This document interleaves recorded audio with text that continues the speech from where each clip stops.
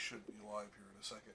I accidentally hit the wrong button. But There was a it is. there was a time when the best scientists and philosophers were themselves members of some religion, one religion or another.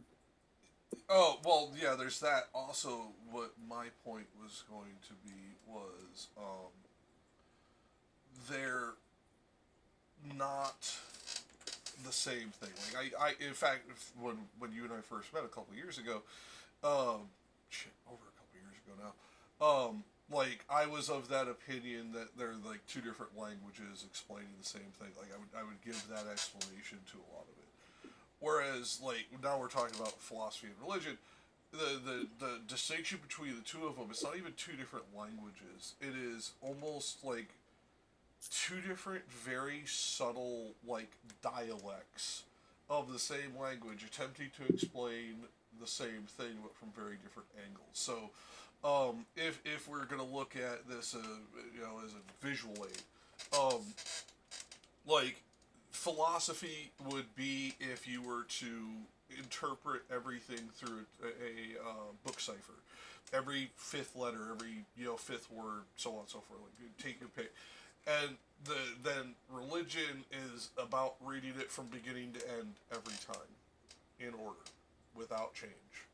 Like that was the way that the because it's the intentionality of both writer, interpreter, and reader that really come into play with religion, whereas Philo, they are trying to give all of those things. You see what I'm saying? Yeah. Like, how do I say this more concisely? Philo tells you how to come to a conclusion. Religion tells you what conclusion to come to. Yeah, it can, but I think that religion uses philosophy in order to get there, or at least in the past has. It's no, it still does. That wasn't my argument. It's how they use it. Like, for philosophy, it is the journey. That is, it is each step, so on and so forth. With religion, you subsume the conclusion and work your way backwards. You presuppose God is, the You omnimax that can. we described, and then work your way backwards. And that's how, no, you can't say you can. That's how a vast majority of people are when it comes to religion, regardless of what religion. This isn't my attack on, like, one religion or No, another. Yeah. no. I'm just saying there's more than one path. I believe. I mean, Um, I like to think I took a different path. no, I agree there's more than But, one. I would just say this is the majority when we're talking about these two distinct categories as opposed to individuated people. right. Or we hear a metaphor, the metaphor makes sense to us, and then we start speaking in the context of that metaphor, and after a while it just becomes an allegory, which is to say a collection of metaphors that tell a story. Right. Like, and it starts becoming the context through which we speak. I mean, that's I would say the best in my of experience, the and best of the religions do other that. Catholics of my ilk that I hang out with tend to approach religion in that way too. Like a lot of the ones that I went to college with, who are not the conservatives that they were when they were in school, tend to approach it in that same way. Especially my friends who are Greek Orthodox, which I don't know what to make of because Greek Orthodox people tend to be very conservative. Um, Actually, I found interestingly enough, not here in the states. Here in the states, Greek Orthodoxes they're not progressive. Like I wouldn't go that far, but they're not conservative in the traditional sense. It's like they're conserving the middle. Like if you like hang out at like those Greek fests and like listen to them talk, it's like they're trying to hold yeah, the middle ground as opposed to any one other position. It's wild. and Methodists and Anglicans, like there's a bunch of us. We're No, just kind of we don't grab the headlines. well, yeah, and like Greek Orthodox, like a lot of the communities I've lived in over the years have had, if not directly in them, neighboring cities had Greek Orthodox communities. And like Greek Fest, man, twice a year, like that's like 3 days, 3 days of your half a year there. That you spend hanging out with a bunch of Greek Orthodox people, and like when you listen to them, it's wild. It's not like any of the other church fates I'm used to, especially being a Catholic at the time back then. Like, it was. How do you put this, Despy? Because I know you've seen it too, because they're heavily around Lutheran communities, which is how I found these Greek Orthodox fucking Greek fest constantly. Um, how to put it?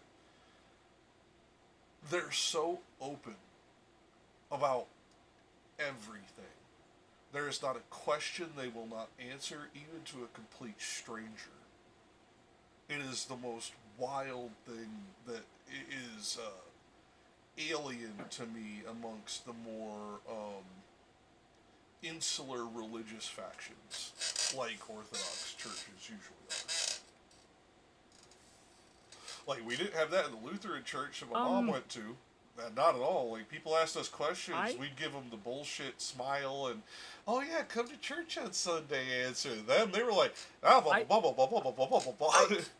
I honestly think that is their form of proselytizing. I do too. That's what I'm saying. It was so alien to me, because it was like they answer every question. Oh, you're muted.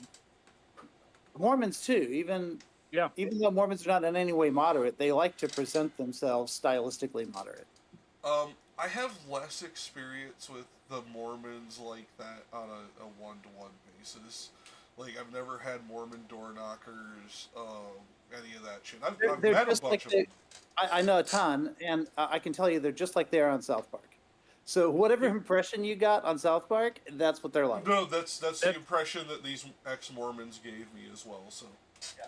Well, I mean, my thing is they actually came to my apartment when I was first living in Japan, because they had come and they were doing mission, like, quite literally. Pardon? Mormon is heavy in Japan? Yeah. Okay, learn something new every day. No, they were doing mission in Japan. Mind you, this is about 5 or 6 months. Well, was it about 6 months after the earthquake and tsunami that they were knocking on doors. Oh. Okay. Anyway, they came to my house and they knocked at my door. Were thoroughly surprised, and I said, "I've met you guys before. Just give me your spiel. I'll hand you some water and send you on your way." Does that sound good? Because it's hot today. It's pretty hot. In my less discriminate youth,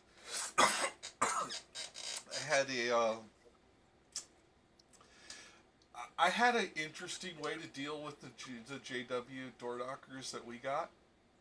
Mm-hmm. I had a voice actress friend of mine do a recording for me, which we worked on together. Like, she helped dub the sounds and all that, because like she had all the equipment for it. Of her moaning and screaming and crying, and then sounds of whips and paddles and stuff. They came to my house every week. Well, one day I answered the door with no shirt on, just wearing a pair of jeans, with that blaring on my stereo in the background so they hear this. And I just answer the door with a paddle over my shoulder, and I'm just like, "Can I help you? Would you like to come in for some lemonade?" Like, they just turned around and left and never came back.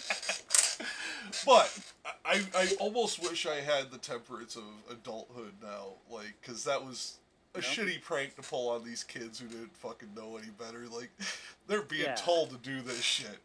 I didn't know that back then. They were just annoying me because they showed up every week. Yeah, the Mormons are always nice.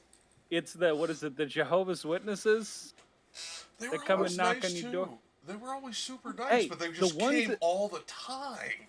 No, the ones that came to my house, after I opened the door, they tried to put their foot in my door. What? Oh wow, we have very different experiences with them. Yeah, and they were like trying to get me to like pray with them and whatnot, but I told them to leave right now. Like, the second they did that. Oh yeah, I would have too, instantly. They tried to get me to continue to pray, and I literally picked up the metal baseball bat that I had, and I said, "Leave now."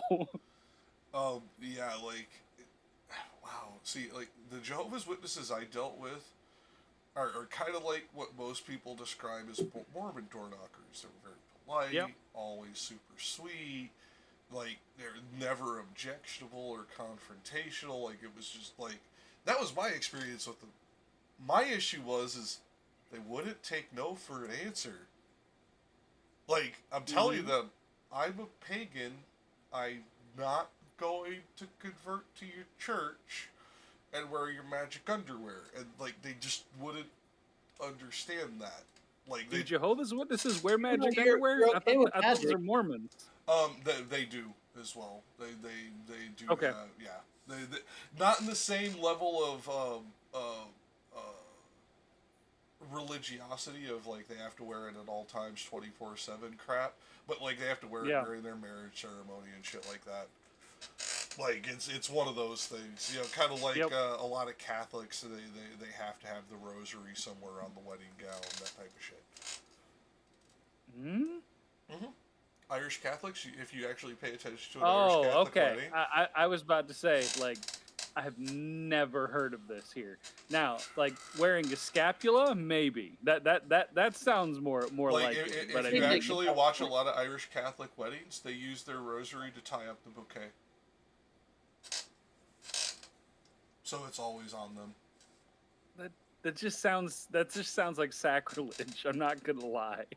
Whereas to me, like that's bringing the rosary into the marriage ceremony, and like to us it was normal. Like it's that's what I'm saying. Yeah, I know, but like for me, like thinking about doing that, I'm just like Well, they're not tying it in a knot. They just wrap it, like you know, like you'd wrap it around your wrist. Like it's not. I understand. I mean, like I understand taking the rosary and like having like the bride and groom wrap it around their hands together, like during like the actual marriage ceremony, but like wrapping it around like other things like that, no. See, which is funny because my parent, like, you saw me wince when you say that. My parents said that's too much like the pagan hand fasting ceremony. Why would you bring that pagan shit into a Catholic church? Because, like, Catholicism is all about the paganism, though. That's the whole point. yeah, but get an Irish Catholic to fucking admit that. I was gonna ask you, Rich. I know this is probably not a personal question, but do you wear a scapula? I do, but I haven't in a couple of years. I need to go find mine, actually, because I've always loved the idea of it. And By the way, because I left the church early, what is the point of wearing one? I'm just curious. Like, if you die while wearing your scapula, you go straight to heaven. You get No, to you skip. go to purgatory. Hey, you get to go to purgatory. You do not get to go straight to heaven. Wait a minute, that's not the way it was explained to me. Like a scapula is essentially an indulgence. Well, the scapula is a get out of hell free card, is what it is. It's not a go to straight to heaven. hold on. There's no go past go. There's no collect $200 with this here. Okay, hold on. It is an indulgence, which means that it at the very least will shave some time off of purgatory. Maybe you don't go straight to heaven. I don't know. I'm going to look into it. But Yeah, like, it's supposedly a get out of hell free card. Like, yeah, my I've heard dad it. wore one. I I'll look it up. never asked him the significance, mainly because at that point we argued about so many other things in religion. Particular dress accessories was not high on the list. There's also another medal. It's a medal to Our Lady that also you can wear. People usually wear with it, and it also is supposed to give you indulgences as well. I don't know the name of that, but my father wore a scapula and then what he called his nail. No idea what the fuck it was, like in like colloquially, like proper terms, but it looked like melted masonry nails. Like it had the square tops at the top. I don't know if that's a thing that was like religious by Catholic sense or just him, but like he always wore the Was two your of them together. father a part of Opus Dei? No, but it would not surprise me if he was part of some other similar extreme sect and not say it to me. Yeah. I never saw the self-flagellation, and he didn't strike me as somebody who would do something like Well, that. But so, no, like he was pretty goddamn extreme. so like when it comes to like Opus Dei, mortification takes like many different forms. It's not necessarily just self-flagellation.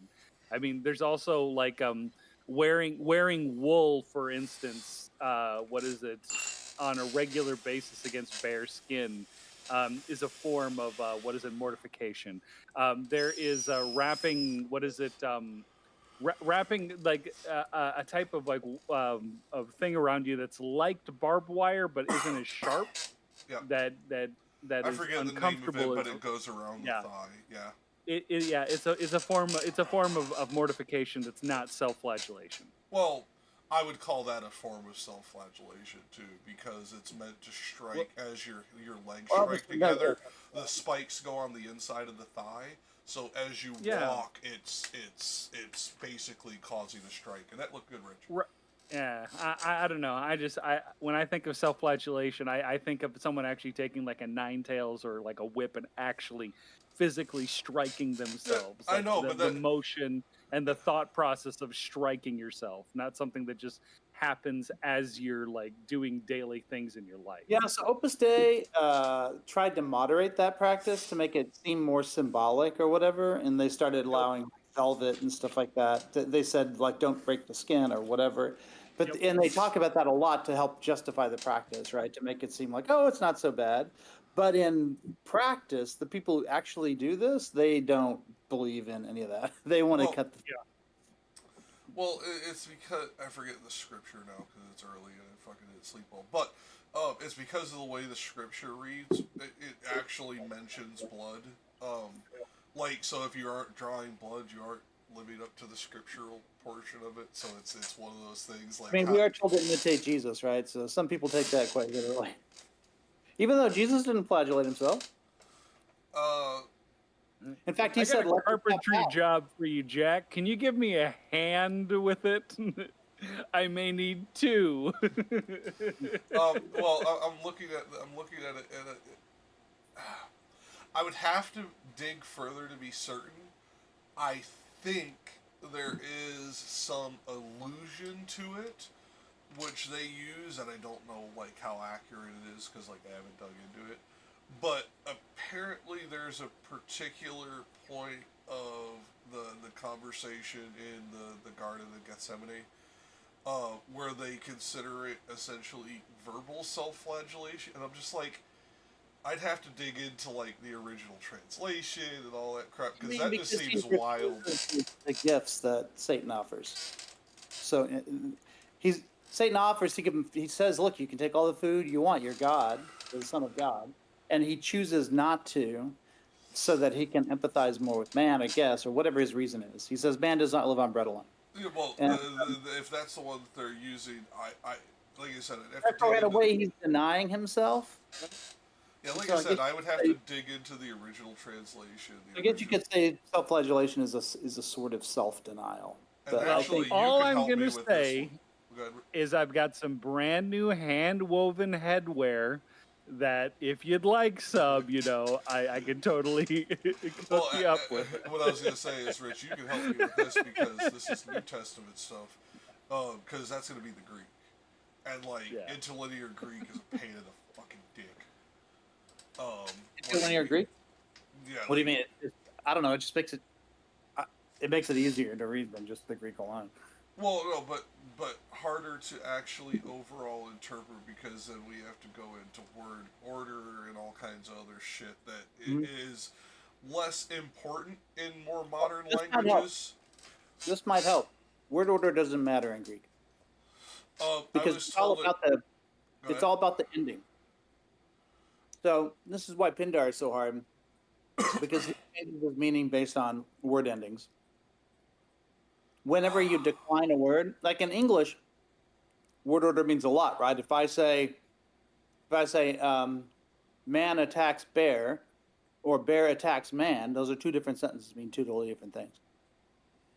How do you know which one's the subject, which one's the object? Is word order. Whereas in Greek, The word order could be in either direction. It doesn't matter because the ending of the word will tell you whether it's an object or a subject.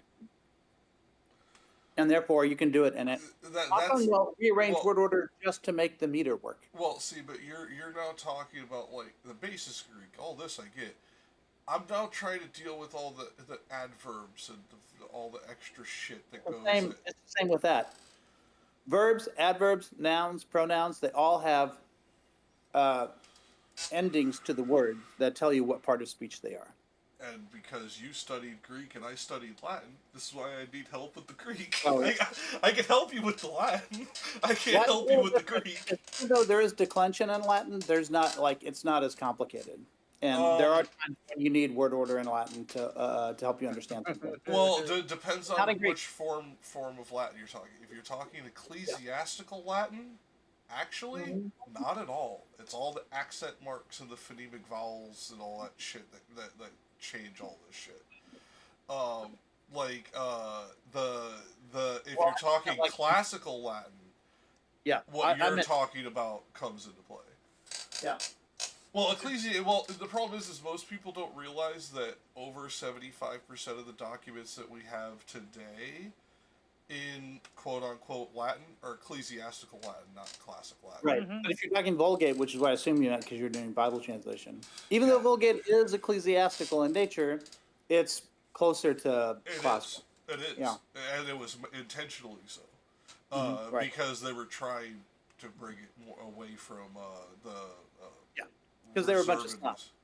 They're going to want to use the more formal whatever. Oh no, that wasn't the way that I saw it. Is they used most of the higher form language because it's what was known, but then they put it into classical Latin that most people who were even minorly literate could understand, whereas it took higher training to understanding ecclesiastical Latin when written. Right. Yeah, so I always took that as bringing it to the masses. Because you're going into something new, right? That has to incorporate like more modern concepts. Yeah. Okay, so we got our half-hour bullshit fest. Anything we want to run down about Canto 4 before we move on to Canto 5? I'm good. Rich, because you said you were going to look a couple things up last week. Did we? You remember what those things were? No, because if you did, like you said, that there was a couple of things that you wanted to like look up for our little half-hour chat this week. I do have my little kid's picture book that I'm gonna go and grab. That maybe there's a couple of things in there that are cute. I think the sign, the entrance, to spare all you who enter here, or whatever. In the book, it's like a carnival ride for that, What's the one where everything's dark on the inside and scary? Oh, Tunnel of Love kind of stuff. What, a House of Mirrors? There's those two, because those are not for that one. That one, I think it looked like the entrance to a Tunnel of Love, which I think is funny because it's the opposite of a Tunnel of Love. But anyway, I'll go get it. I'll see what you guys think. Well, it's by the way, is that a Boken Shuriken? A what? Yes, it's a Tonto. Yeah, I was about to say, it's like, I saw you pull it out of your bag, and I saw the end, and I'm like, Boken, and then I was like, the fuck is that? It's too tiny.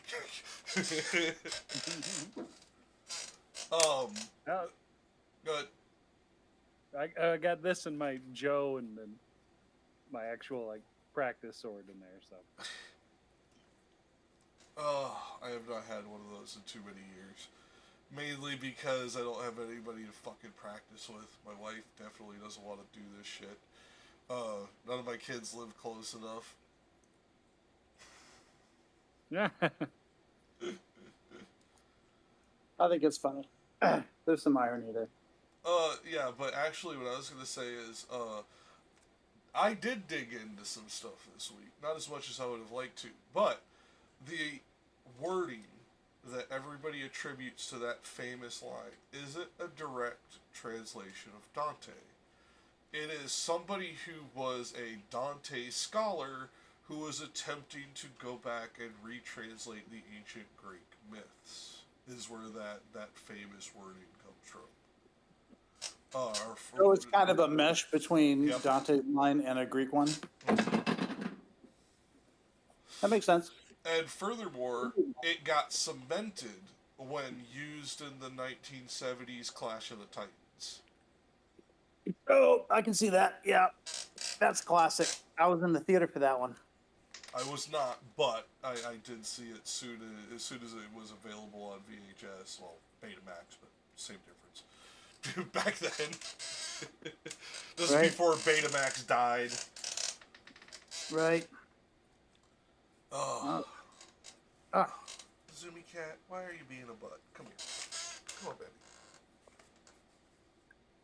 Come on, Zoomy fat cat. Why does this not work? Turn around. Turn around, mama cat. Come on. Oh, she's gonna be a butt if I don't let her sit in the lap. She's getting old. Well, actually, she's not that old, but. Are we now like in the Canto V the section with the massive whirlwind of people? Yeah, that's good.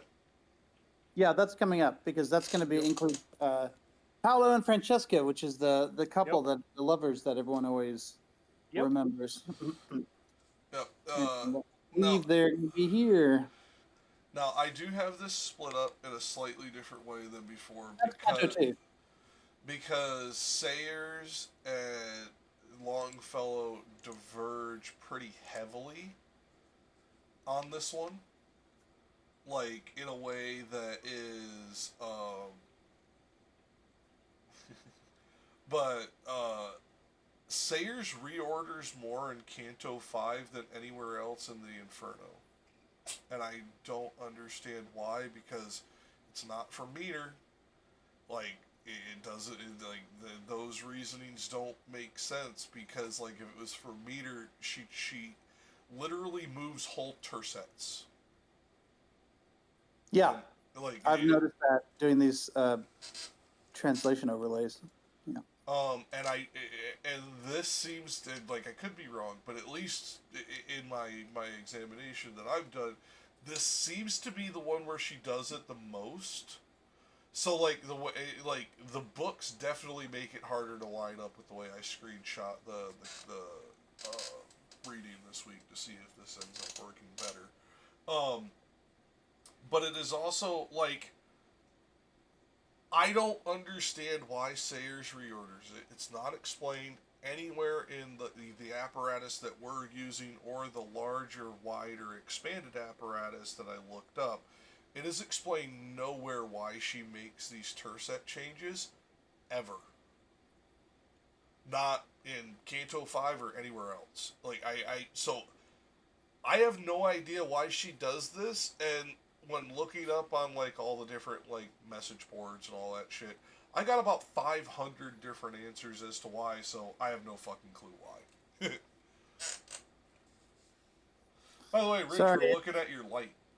I'm trying to switch to my document camera, but it ended up switching to my phone instead. So, and I don't know where my phone is, so this is going to give me a clue as to where to find it. I'll switch it back. It's looking at it looks like it's on your kitchen counter because it's between the center light of the room and the track light. Mm-hmm. And it's the light that doesn't work, so I know exactly where it is.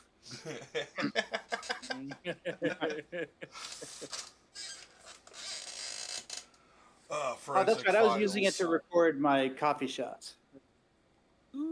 Anyway, there's my. You've seen this before, but there it is. Yep. Nice. All right. So, wait, is it here? Yeah. Okay. I don't know what froze, but I need to try to switch it over to my. Oh. I guess since I picked up the phone grabbed its own camera away from itself, so that took the okay. I don't know how to do anything. All right, so it's okay because it's just one of those weird things that, like, as you're switching around in Discord, like, it could be you don't know what you're doing. It could be Discord doesn't know what it's doing, and you will never it's definitely know. Me. No, definitely. Because I've watched people who know what they're doing have these problems with Discord. You never know if it's you or the program. Like, I tried to share a particular game the other night to some buddies. It would literally crash their Discord to open my video. Right. Like, what? How is anything I'm doing affecting their Discord and causing it to reboot? Okay. Okay, so now it doesn't even give me my phone as an option. I don't know why. What's going on? Do you see me now? No, you're not. You don't even see me now. Okay. Well, I was getting ready to go over to start the reading, but no, you're not coming up either. Like I said, Discord's Discord. It's one of those things that. I may have to reboot now. Yeah, like, I don't understand, like, how it grabs the phone like that, because the way I have always done, like, mobile devices like that, is there's an OBS way that you can basically send it a link. You click the link, and it turns your camera into a digital device wirelessly, to like be a camera, mic, all that stuff. So you can literally turn your phone or your tablet into a recording station. But instead of installing OBS, you're just opening a browser link, and like that, like if you don't have that browser link open, OBS doesn't realize it's there. So like that's. Okay. Now that's a pretty simple process. That's my document camera. So I was just going to use my document camera to show the book. If I can clear a table for it, I was going to do that. And we still don't see I'll your do that. document camera. But in the meantime, you get to see my ugly mug. Oh, wait, that's not working now. Yeah, you might need to reboot Discord because it's Discord, like I said.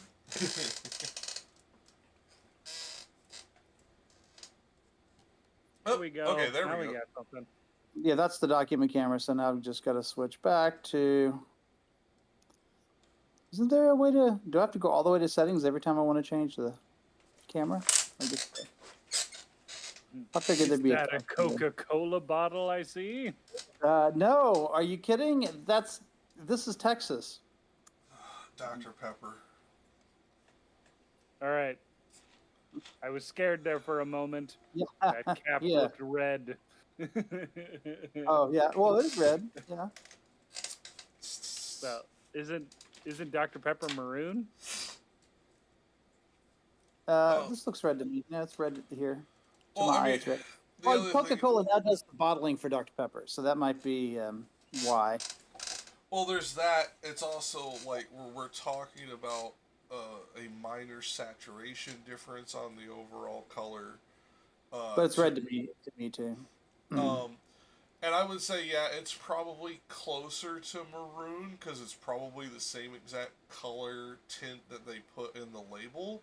But because it is a different medium of being printed or molded into the plastic cap, that it doesn't end up looking the same because like the actual material it's made out of holds the color differently.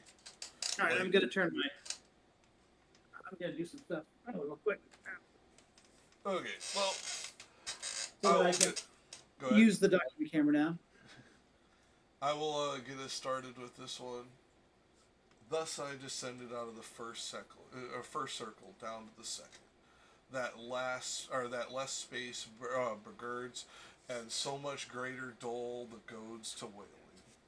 There standeth Minos, horribly, and snarls, examining the transgressions at the entrance, judges, and sends accords as he girds them. I say, that when the spirit evil-born cometh before him, wholly it confesses, and its discriminator, this discriminator of transgression seeth what place in hell it meet for it. Girds himself with his tail as many times as grades he wishes it should be thrust down. Always before him many of them stand. They go by turns, each one unto the judgment. They speak, they hear, and then are downward hurled.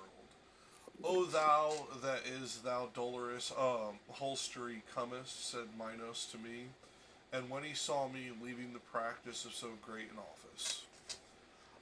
Like, this introduction to Minos is,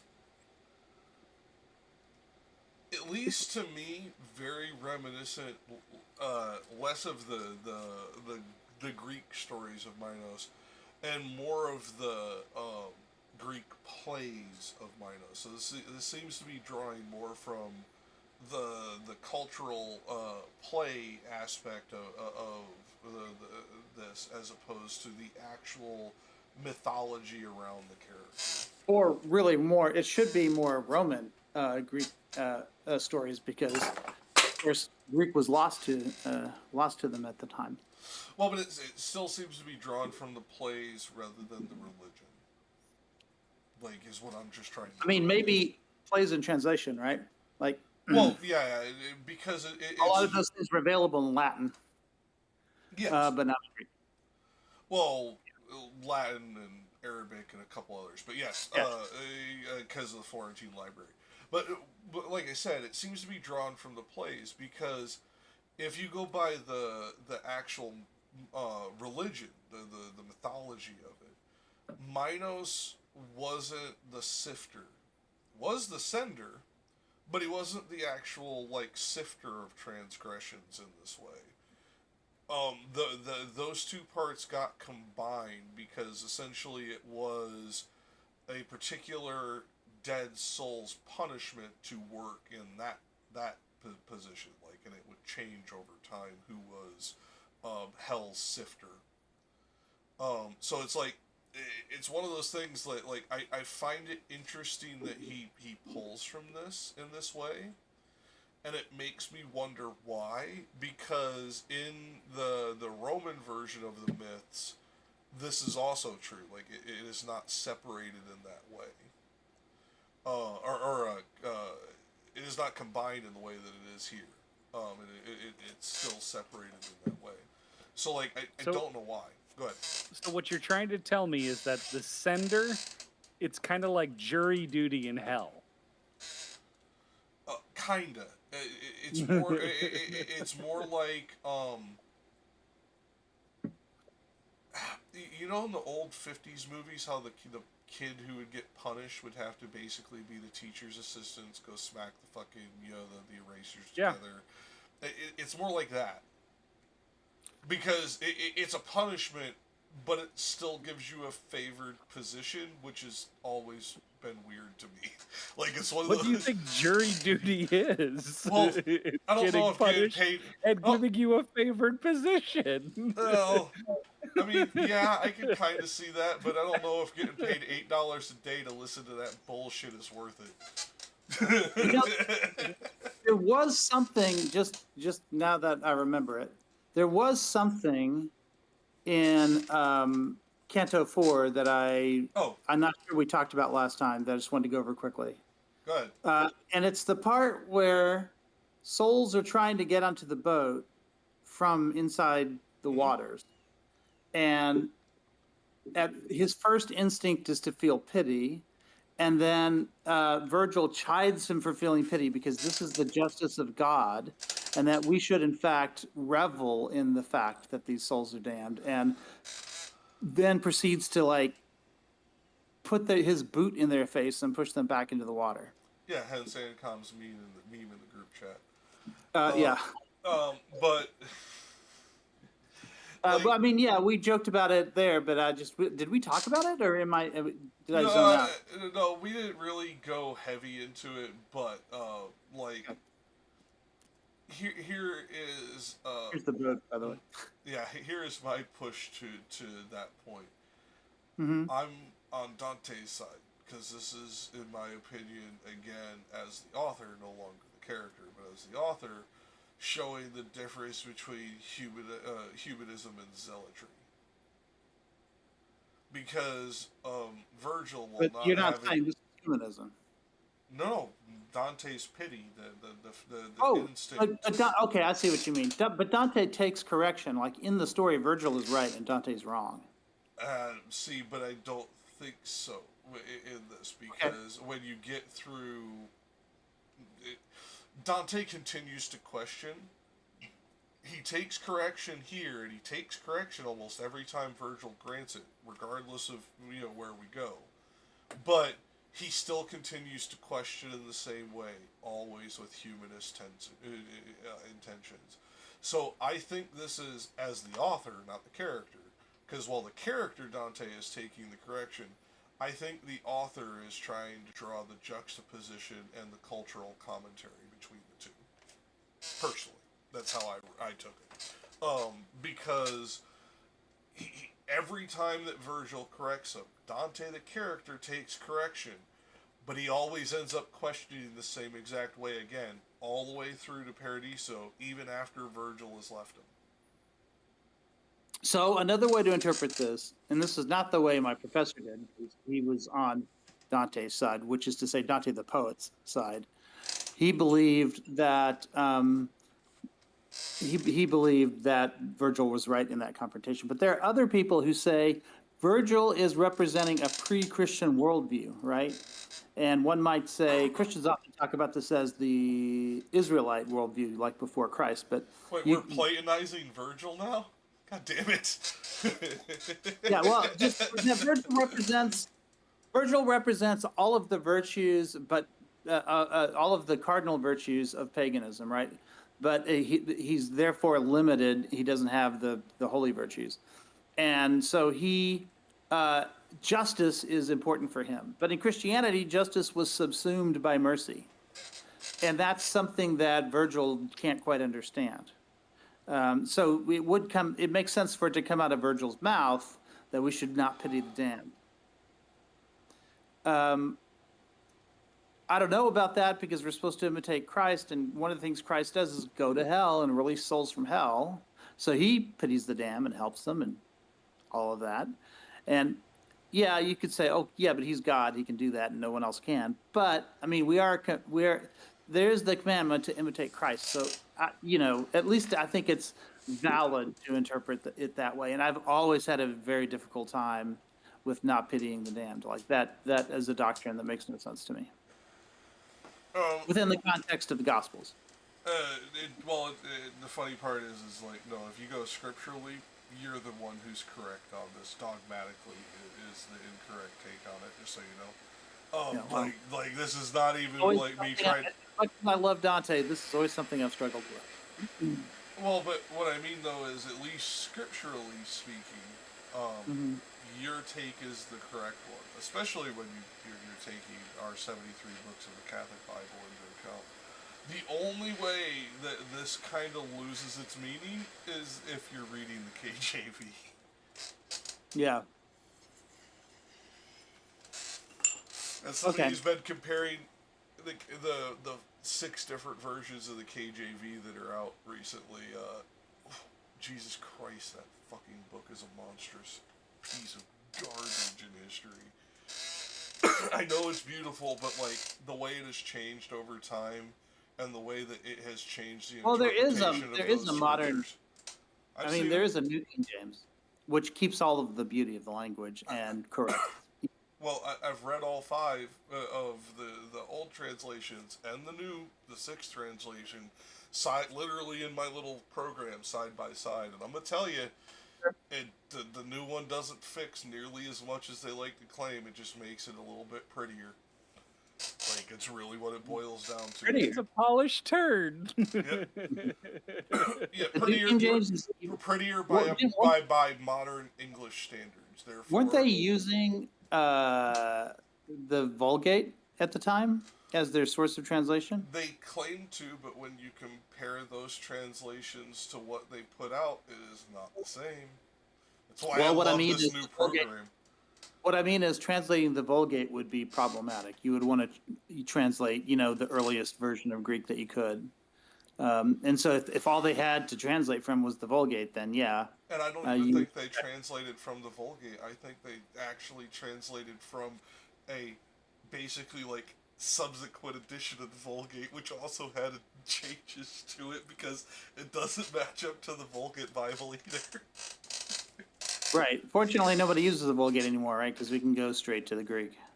But No, a lot of people still do because this is what a lot of this is biblical scholarship, and I don't want to divert too much further on this. But the reason that they do is because this is what a lot of later church doctors used, and therefore you have to read the context that they would have read. That's all. Like, Hey, where's the part specifically? Is it in through 4 or is it in 3 where he tries to rescue some of the? I believe Holes in that's the- here. I believe that's here. I'm not. Where's here?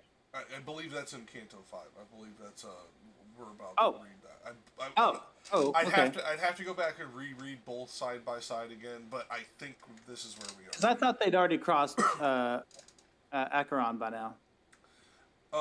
Now I do have I don't have the same lines that you will have normally because I didn't do the numbering rich, but I do I included all of Sayer's number. Yeah, I included all of Sayer's number, so I can only give you the first number of each tercet. Like that's all I got. I wanted to say something about Minos. What's up? Minos reminds me of what is it, the Japanese ruler of hell, Enma.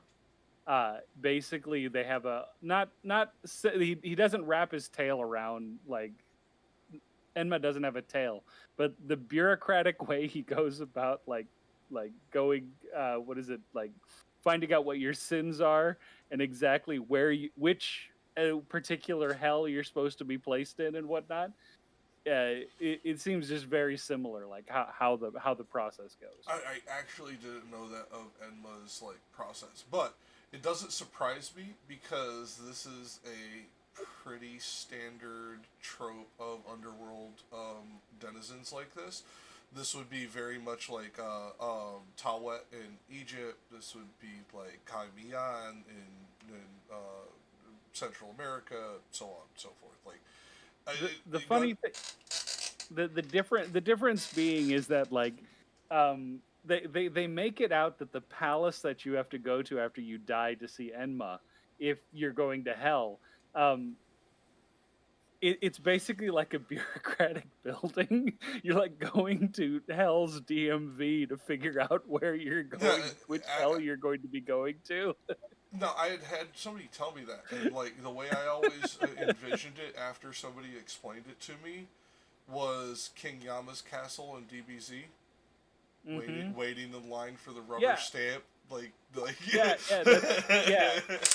Well, here's the better way to look at it.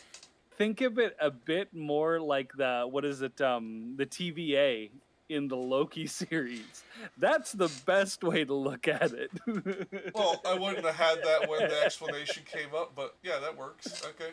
Yeah, that's the best way to look at it. Yeah, because like, I'll be honest, I know like a bit about like the Japanese gods and stuff like that, but like the actual inner workings of the religion, let's just put it this way, I don't trust when like 15 different scholars give me 15 different answers on one fucking thing. Like, yeah, I no longer have confidence in what I'm reading, so like I was just like, alright, I'm just gonna stick with, they all agree that this god is this, and this goddess is that. Like, they at least agree on that. I'll take this much. Yeah. It just like, if you know the main gods that come out of the what is it, the Nihongi and the Kojiki, then you're good. But the thing is that you also have to understand that there's like hundreds, if not thousands, of other gods that just are scattered throughout the islands. Yeah, I was about to say, let's not forget the Ainu gods that are sprinkled in there from time to time. But yeah. Well, but I mean, they even take figures. Like Shinto takes figures of people that have died that were like extremely influential, like philosophers, all of these people, and they deify them. They do. So the thing is that like, they deify mountains, they deify forests, they deify rivers, and they also deify like philosophers, they deify doctors, they deify all of these different kinds of... And this is why when people talk to me about Middle Eastern and Southeast Asian religions, I'm like, Really, how many gods do you know? Because I know a lot of them, and I don't even know a tenth. Like they're just so fucking. Like in certain parts of China, Mao has been deified. Like it's fucking wild. All I'm gonna say is that the stories that I've heard with Enma, when I was reading this with Minos, it just kind of it struck Yeah, me as being like, oh my god, there's a lot of overlap here. yeah, and it makes sense. Like I said, it reminds me of the scales in Egypt. It reminds me of Hmm. the challenges in the Central American religions. Well, Like but the difference is that like the damned literally have to walk up to Minos and speak to Minos and talk to them about like this, like he's the person directly in front of you that's going to send you where you have to go. It's the same with Enma, except for Enma has somebody else send you to that location because it's a bureaucratic system. Yeah, so this is Minos. He's on the cover of the book, actually. And he kind of reminds me of a ziggurat.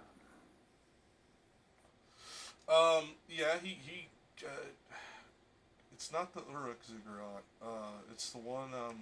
Shit, it's the one over by Darren Q that you're thinking of. I could see the one in my head that you're picturing. Well, the one I'm thinking of is the fictional one that God strikes down. It's the Tower of Babel.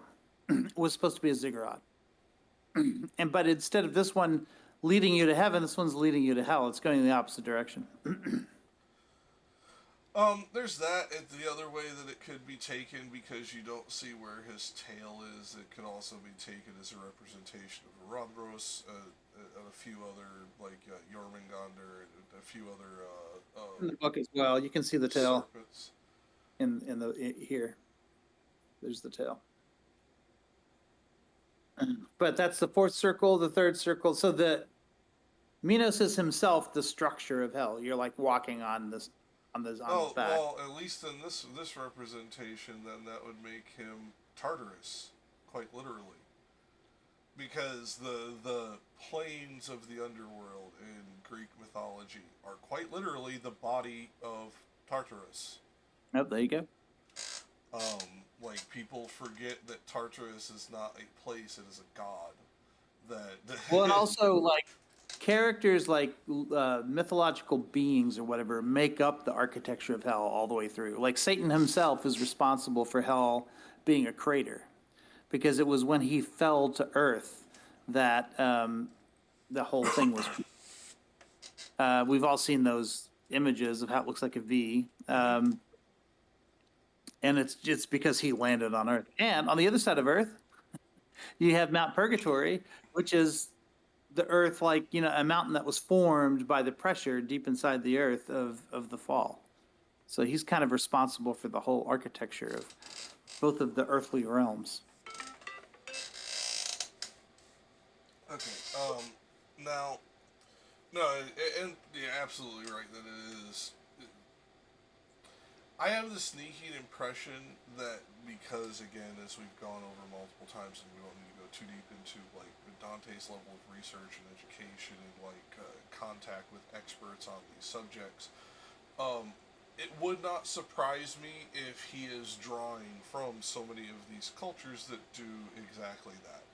Oh yeah, Because he's definitely giving homage yeah, to these pagan myths. There's no question about it. He loves the. He seems to love them. yeah, Yeah. okay, and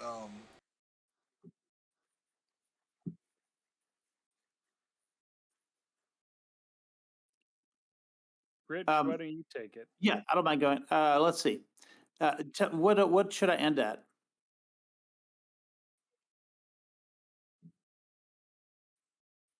Okay. And after he had laid his hand on mine with joyful mien, whence I was comforted, he led me in among the secret things. Their size. Wait, hold on. Sorry, I'm looking at Canto 3. Tell me again. No, no, no, no. Yeah. Also, Jack, your camera froze. Tell me again what the number is. It's look how thou enterest. Okay. Look how thou enterest in whom thou trustest. Let not the portal's amplitude deceive thee, and unto him my guide, why criest thou too? Do not impede his journey fate ordained. It is willed. It is willed there where is power to do that which is willed, and ask no further question. And now begin the dolesome notes to grow, audible unto me. Now am I come there where much lamentation strikes upon me. I came into a place mute of all light, which bellows as the sea does in a tempest. If by opposing winds 'tis combated, the infernal hurricane never rests, hurtles the spirits onward in its rapine, whirling them around and smiting, it molests them. Yeah, When they see, arrive before... Is that it? yeah, that was the reason. Because actually, I broke it here because I figured you would want to talk about the whirlwind because we had alluded to it last week. So I actually Right. broke here Yep. because Mhm. this is where they're bringing it in. I actually wanted to bring it over to Sayers on this one because the way that she brings it is she's essentially showing a almost like bihelical winding.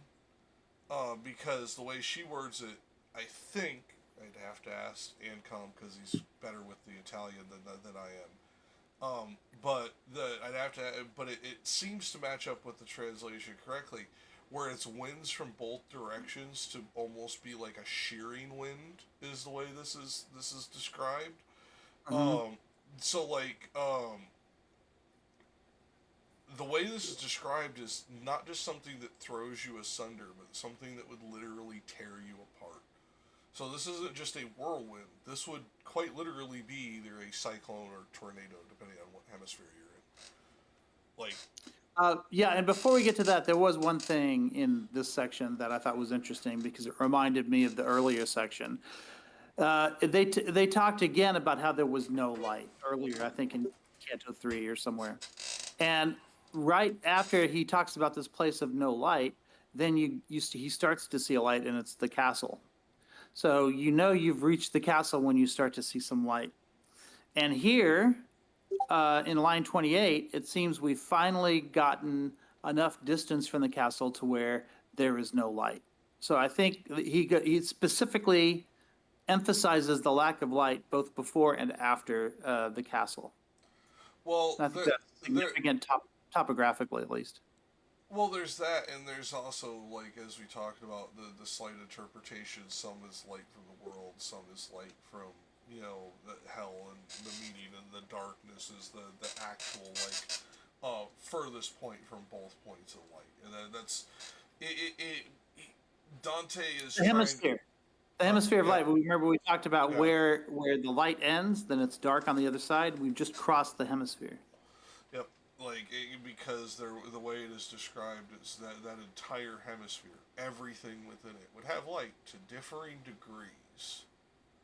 Like it would So change as you went. Go on, Despy. the the question I have is that is this whirlwind something that's directly created from Lucifer's wings? The implication would be as such. That's how I took it. Mm-hmm. Yeah, that's kind of how I took it as well too. So, Like I mean, unless and Rich if has something to add, like that's how I took it. and if if that's the case, you have two separate wings that are pushing air Hmm. inward on each other at the same That's a time, very which good point. could Yeah. create a whirlwind. Yeah. And Yeah, we know that the wind created by the wings is a feature of hell, right? Because he talks about it Yes, explicitly once we get there, that it's what yes. freezes the lake that he's in. So it makes sense that the wind would continue on, and it Mm-hmm. makes it's sort of like it's the shape of a funnel, right? Hell is the shape of a funnel. So the wind Yep. is sort of carried out. One might argue that it accelerates the wind, exasperates the wind, right? In that way. And so here we're at the widest part of the funnel, right? Because Mm-hmm. well, we're at actually, as the here. widest part, it would not get faster, it would get slower, but it would get more powerful. Well, And, I don't necessarily know that Dante's physics is right, but no, I but even see the how way he he's might. describing it here, where it's throwing bodies apart, like Yeah. it seems to be a more powerful wind here. Whereas when he gets to Lucifer, it is a fast wind that is cooling the water so much that it freezes it. Like, um, it, like whether he knew what he was saying was physically based, or whether he was just saying it based on like minor observation, is immaterial to me. Like that's just like how I viewed it, because he's talking about it throwing bodies around in mass in this one. Like that is not how it's described later. But here's the other thing. There's literally the line here that says, the infernal hurricane that never rests hurtles the spirits onward in its, what is it, rapine? Mm-hmm. Well, depending on how it's said, and since I don't really care about this since it's educational, it's rapine, would be the other way that it's pronounced. But the thing is like when you're talking about the infernal hurricane that never rests, what is something that is something or someone who is not resting ever? Well, no, I took it that way too because of the infernal hurricane. Because the whole reason he cannot escape hell is he never stops beating his wings. Yeah. Yeah, that's what he's getting at. Yeah. Also, it's interesting. I need to know if we're just looking at cognates, not translations. Rapina and molesta are two words that have a sort of, this could be a pun, because these both seem to have some sort of sexual connotations to them. And of course, that's what this will be, right? This is lust that's throwing them around. The wind is lust. And you remember how I've talked about on more than one occasion that the word passion and the word passive are linked, that etymologically linked, and passion means that your emotions are working upon you. You're not in control of them; they're in control of you. That's what a passion is.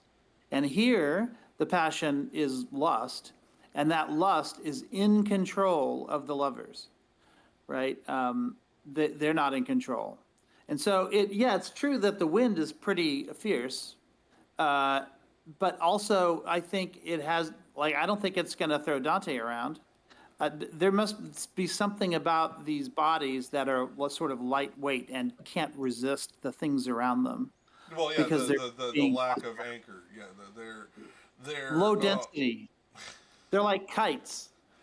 The way I was going to put it is that to put it back into like the metaphysical sense that Dante would have had some understanding of from his reading, it would almost be like they lack tether, like in more modern terms for those of you watching. A kite without a string. This would be like not having your silver cord as an astral projection in D&D. You have no way back, no direction, no way to direct yourself. You go wherever the astral winds take you. Same basic projection of the human condition here. If you are too highly passionate, you are passive to choice, and therefore you have no direction and can be thrown about on a whim. But Dante, I think there's an answer to what I think your question is answered in the following lines. If you want to read those real quick. Yep. I think it'll become obvious what the cause of the wind is. I need you to scroll up just a little bit. Scroll up. And zoom in a little bit. You can. Oh, you mean scroll down? I was like, what? Scroll down. Okay, and zoom in a little bit more if you can there. That's not everything, I don't think. No, for me, at least. There we go. Yeah, like I said, when they arrive before the precipice, there are the shrieks, the plaints, and the laments. There they blaspheme the pursuance divine. I understood that unto such a torment the carnal malefactors were condemned, who reason subjugate to appetite, and as the wings of starlings bear them on, in the cold season in large band and full, so doth that blast the spirits maledict. It thither, downward, upward drives them. No hope doth comfort them for evermore, not of repose, but even of lesser pain. And as the cranes go chanting forth their lays, making in the air a long line of themselves, so saw I coming, uttering lamentations, shadows borne onward by the aforesaid stress, whereupon said I, Master, who are those people whom the black air so castigates? Yep. Mm-hmm. That's right. The Okay. first of those, I still have three more tercets. Okay. Okay. The first of those of whom intelligence thou fain wouldst have. Then said he unto me, the empress was of many languages. To sensual vices she was so abandoned, that lustful she made licit in her law, to remove the blame to which she had been led. She is Semiramis, Hmm. of whom we read that she succeeded Aeneas and was his spouse. She held the land which now the Sultan rules. Yeah. Now the reason I broke here, which is technically in midline, is because this is one of those points that is big differences in all of the translations. Um, like for example, that was 9 tercets. If you look at Sayers, it's compressed into 8. Mm-hmm. But Yeah. she still makes the same line count by the end. Right. I don't understand the reasoning here. She never explains it. It doesn't match. It's from because she's doing here. the terzarima. The terzarima required that she match.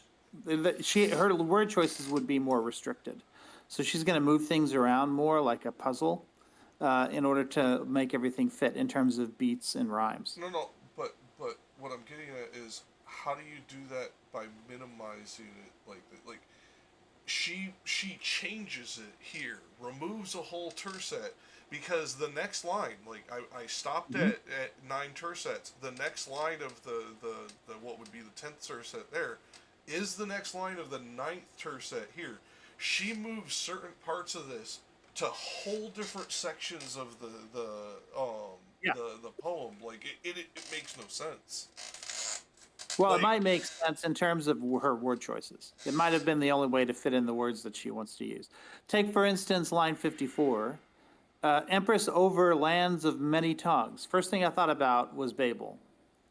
But here, Sayers in that very same line mentions Babel by name, was Empress of many tongues, mistress of Babel. mm-hmm. Now that's not in there. No, Dante doesn't say mistress of Babel.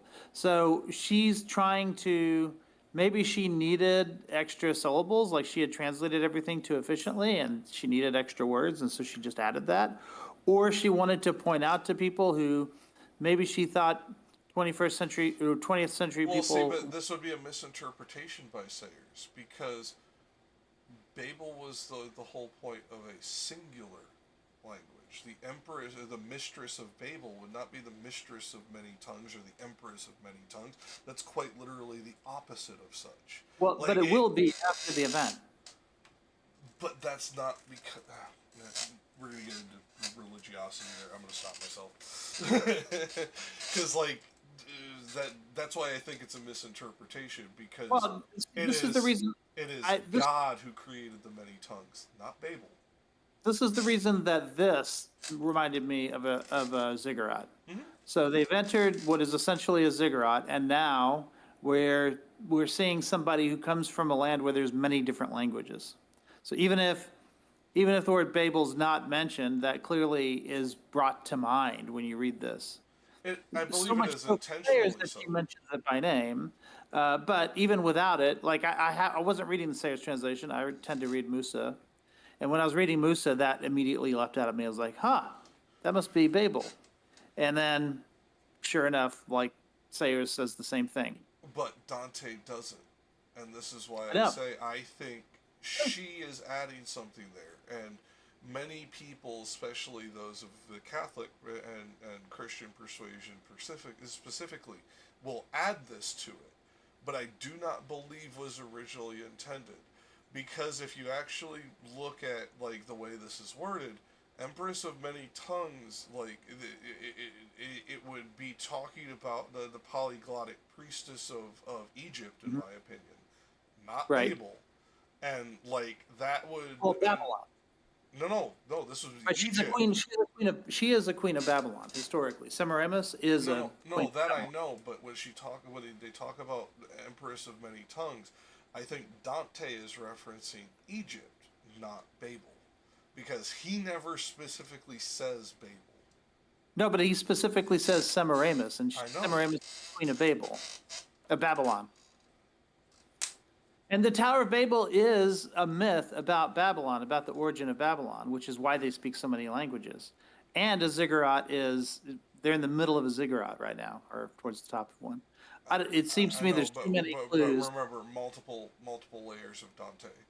Like, I know, I'm not denying other layers. I'm just saying this is clearly reminiscent of the Tower of Babel. well, but I think Dante specifically did not name Babel because of the fact that he is trying to give those extra meanings. Where this is why I think this is a mistranslation by Sayers, and why this feels so weird that she. Well, it's not even a condenses it into translation. sort In this case, she just wholly makes it up, right? Yeah. Like, it's not even. Poetic liberty. transliteration. What the fuck would you call this then? This is why I don't read Sayers as translation as my primary translation. I love her commentary, but her commentary makes it in the translation sometimes when it's not literally there. At the literal level, this is wrong, right? But obviously, I think at the metaphorical level, she nails it, which is why I appreciate it being there. But at the end of the day, I wouldn't want it there in my primary translation. And the reason, for those who are watching this for the education purposes, the reason I include these are the two most used in classrooms. That's why I include these two on screen at all times.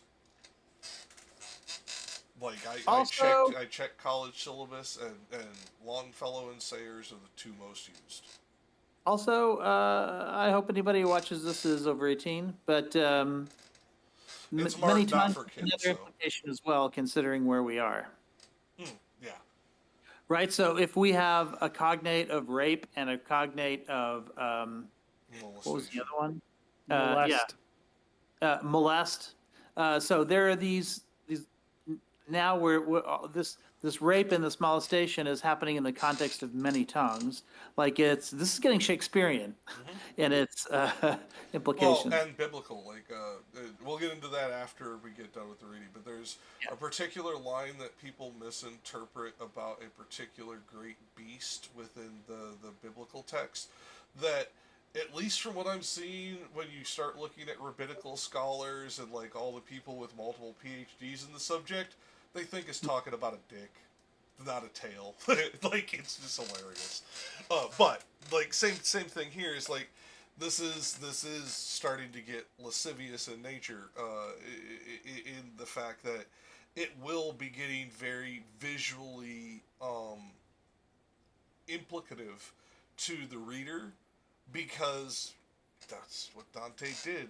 Like, if you actually read through all of this, he is constantly using the more risque version of the visualizations until we get to Paradiso. He literally, all the way through Purgatory, he does it. I'm going to start hyperlinking things in here. Like Yeah, Semiramis, we should link to her Wikipedia page. When we get, you mean Unless for there's the something better to link to. But anyway, it's in there. I would just do the Wikipedia pages, because that gives you all of like the bibliography at the bottom for all the kids to. Well, once we publish that portion of these videos. Yeah, I agree. Most of the time it will be. But so I've got a link in there. But yeah, Semiramis, wife of Ninus, queen of Babylon, land of many tongues. I mean, I think at the literal level, this is about Babylon. No, at the literal level, yes. The reason I was getting more into the figurative level is because Sayers adds something that finited it, whereas Dante's wording specifically leaves it very open, to where it's not just Babylon. It is also the polygonic priestesses of Egypt. It is also the priestesses of Delphi, so on and so forth. Just to steal man, my girl, I think when she adds that, what she's doing, I think she's assuming that the audience would instantly know who is being referenced here, but that a 20th century audience, it might not be so obvious. So she's just making the clues slightly more obvious, which makes sense. Based on the way she writes in other places, I Mm-hmm. think you were being highly charitable to say hers there. Hey, she has to get the tertsarima done too, so she needed extra words, all right? I mean, fair enough. Now, like I said, I stopped there for this particular reason more than anything else, because it is, let's just put it this way, interesting that she does so, because I don't think it's for the tertsariba. I think she does it specifically because if you look at the way she translates the Canto 5 to way anybody else translates Canto 5, I think she was more prudish. And she like changes wordings specifically around to be less visually graphic and more like clinically contextual. So you're thinking Mistress of Babel sort of de-emphasizes the sexual connotations of many tongues. Mm-hmm. Could be. Like, But don't you think she would have said many languages instead of tongues just to... no, because many tongues was the way that you would still say it in her age. Like we did. I mean, it preserves the pun, right? Mm-hmm. The tongue is a language and it's also a tongue. But if you look at it, like this whole canto, she Mm-hmm. tones down all the visualizations, whereas everywhere else she dials it up. Personal interpretation could be wrong, but like that's the way this reads to me. Also, she uses the old Yeah, spelling I of think she does Sultan, get which I British found. time. She That's also fine, uses yeah. the old spelling of Sultan, which is really weird for me, because we knew the proper way to spell Sultan in her time, yet she chose Sultan, which was like a very antiquated way of writing it in Romanized language. But uh, it's also a trochee. You might have needed a trochee instead of an I am in that spot. Okay, fair enough.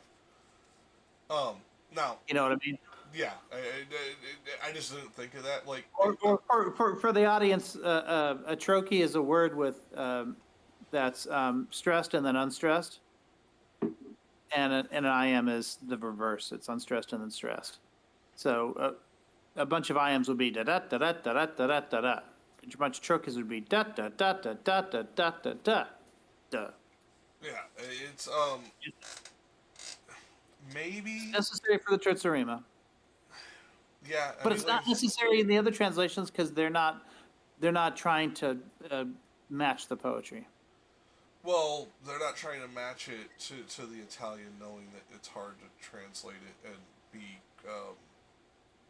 Yeah, it's eminently more like understandable. language for them. Yeah. Yeah. Now, I don't know where we should stop here. I broke this because the way this is put together was because I actually got lucky that they were all on the same page together like this. I would say we should probably break at the next line where the next tercet that ends in the end of a spoken line quote, which I lost the numbers on this page, but it is come speak to us if no one interdicts it. I think is where I'll stop. Just because that just natural stopping point to switch to the next reader, whether we need to add commentary or not.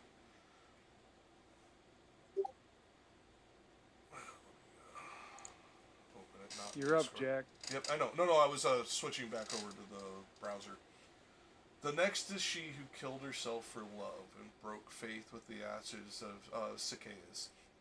Then Cleopatra the voluptuous, Helen I saw, for whom so many ruthless seasons revolve, and saw the great Achilles who at last hour combated with love. Paris I saw, Tristan, and more than 1,000. Shades did he name and point out with his finger, whom love had separated from life. After that I had listened to my teacher, naming the dames of eld and cavaliers, pity prevailed, and I was nigh bewildered. And I began, O poet, willingly speak would I to those two who go together, and seem upon the wind to be so light. And he to me, thou wilt mark when they shall be near to us, and then do thou implore them by love which leadeth them, and they come. As soon as the wind in our direction sways them, my voice uplift I. O ye weary souls, come speak to us if no one interdicts it.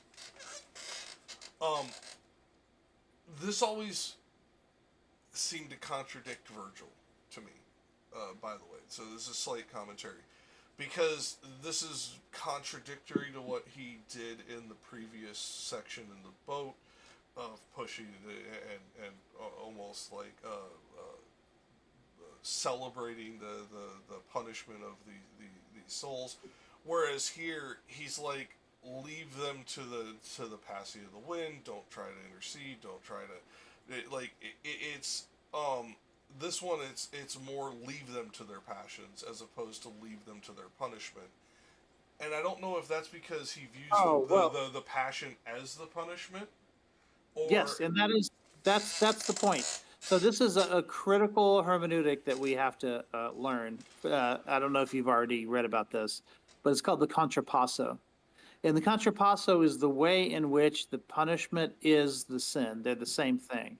So there's not really an external force, even though I love the notion of the winds like being caused by the beating of Satan's wings.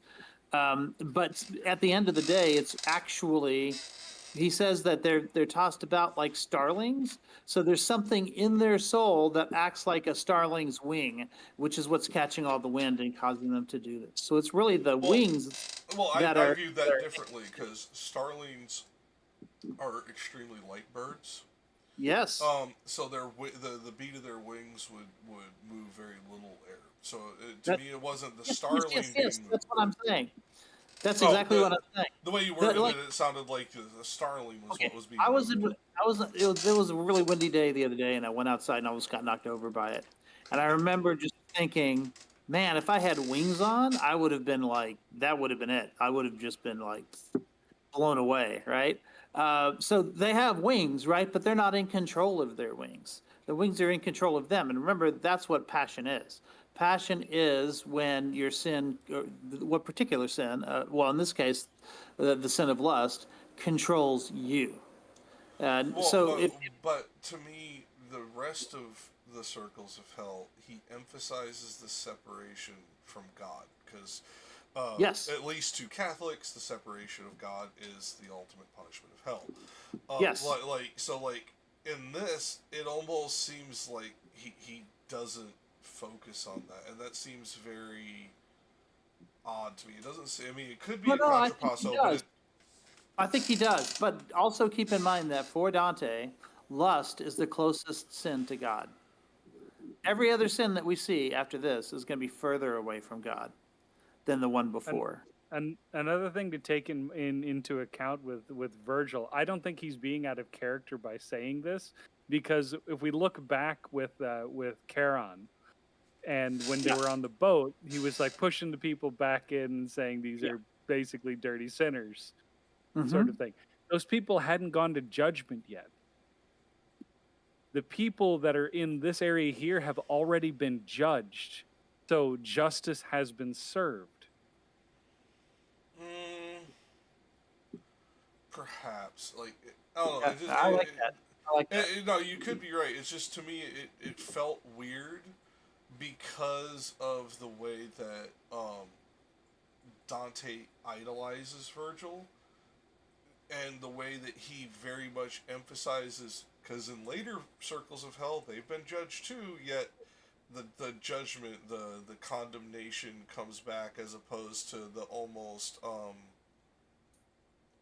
pity of leave them to their wind and wait till they come by.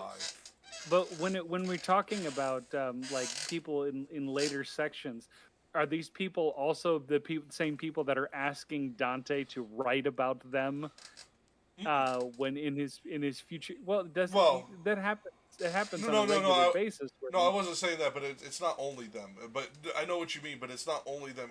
It's just this circle that seems to be Virgil being different, and it makes me wonder if, and this is my supposition, only a couple people's commentaries even hint at this. It makes me wonder if Dante viewed Virgil as a essentially confirmed bachelor by today's standards term of no children, no marriage, Pining for Beatrice, or my opinion. or gay, or just no children, no heirs. To where like Yeah, I haven't read any of Virgil the does. Maybe. I said or just because Yeah. just because it's that kind of like ambiguous. If you don't have kids, why? Especially in this time period, like when you emphasize a lack of children, there's usually a reason, and when you emphasize a lack of lust, there's usually a reason.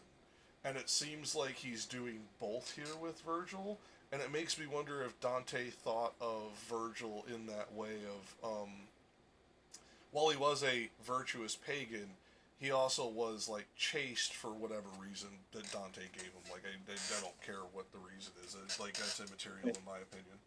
But Sure. it seems to be like trying to like delineate because He was in love with justice. um, or maybe not in love, maybe asexual, maybe apathetic. Like there's many different ways. That's why I said that part is less important to me. It just seems to be that's what Dante's trying to imply. Do you think that like with Dante, or not with Dante, with Virgil, that Virgil thinks that the punishment that these people are getting here is just for their sin, whereas some of the other people later on, he realizes that it's justice, but he doesn't feel it's as just as it should be. I did not have that interpretation when I was reading through.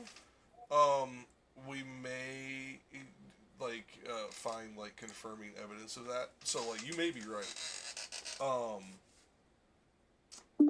Because like Go ahead. the stark difference in like his tone, like the way that he's like presenting himself with this here, it's like he seemed glad to push the people back into the water. He also seems glad to to bring these people to him. I think it's just because justice is being served. Can stream see this? Yes. Okay, good. It's small right now because you were off camera Okay, yeah. and Despy was talking and I was highlighting Despy while he was speaking. But it is. You could be right, like, because that's one of those things that would have been those minor inflection points in later cantos that if I wasn't going in with that interpretation, it may be that he feels that the later circles are more unjust, either too harsh or not harsh enough, or, but unjust, and that is why he ends up having the more, I won't say visceral, but emotive reaction. Whereas here he seems very complacent, and it's the only time he does. The only time Virgil does. And it's just, that's why it struck me as odd.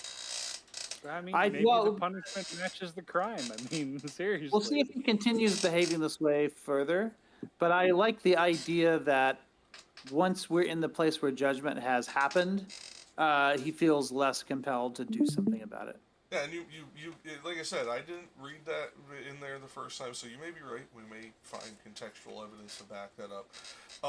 So like I said, it struck me as odd, and it drew my attention.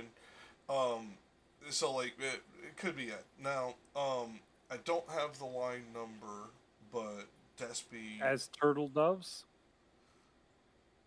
As turtle doves called onward by desire. Yeah, hold on. Not that one. Notice in the artwork, by the way, as they're coming in, as they're coming in to Minos, some of them are naked and some of them are clothed.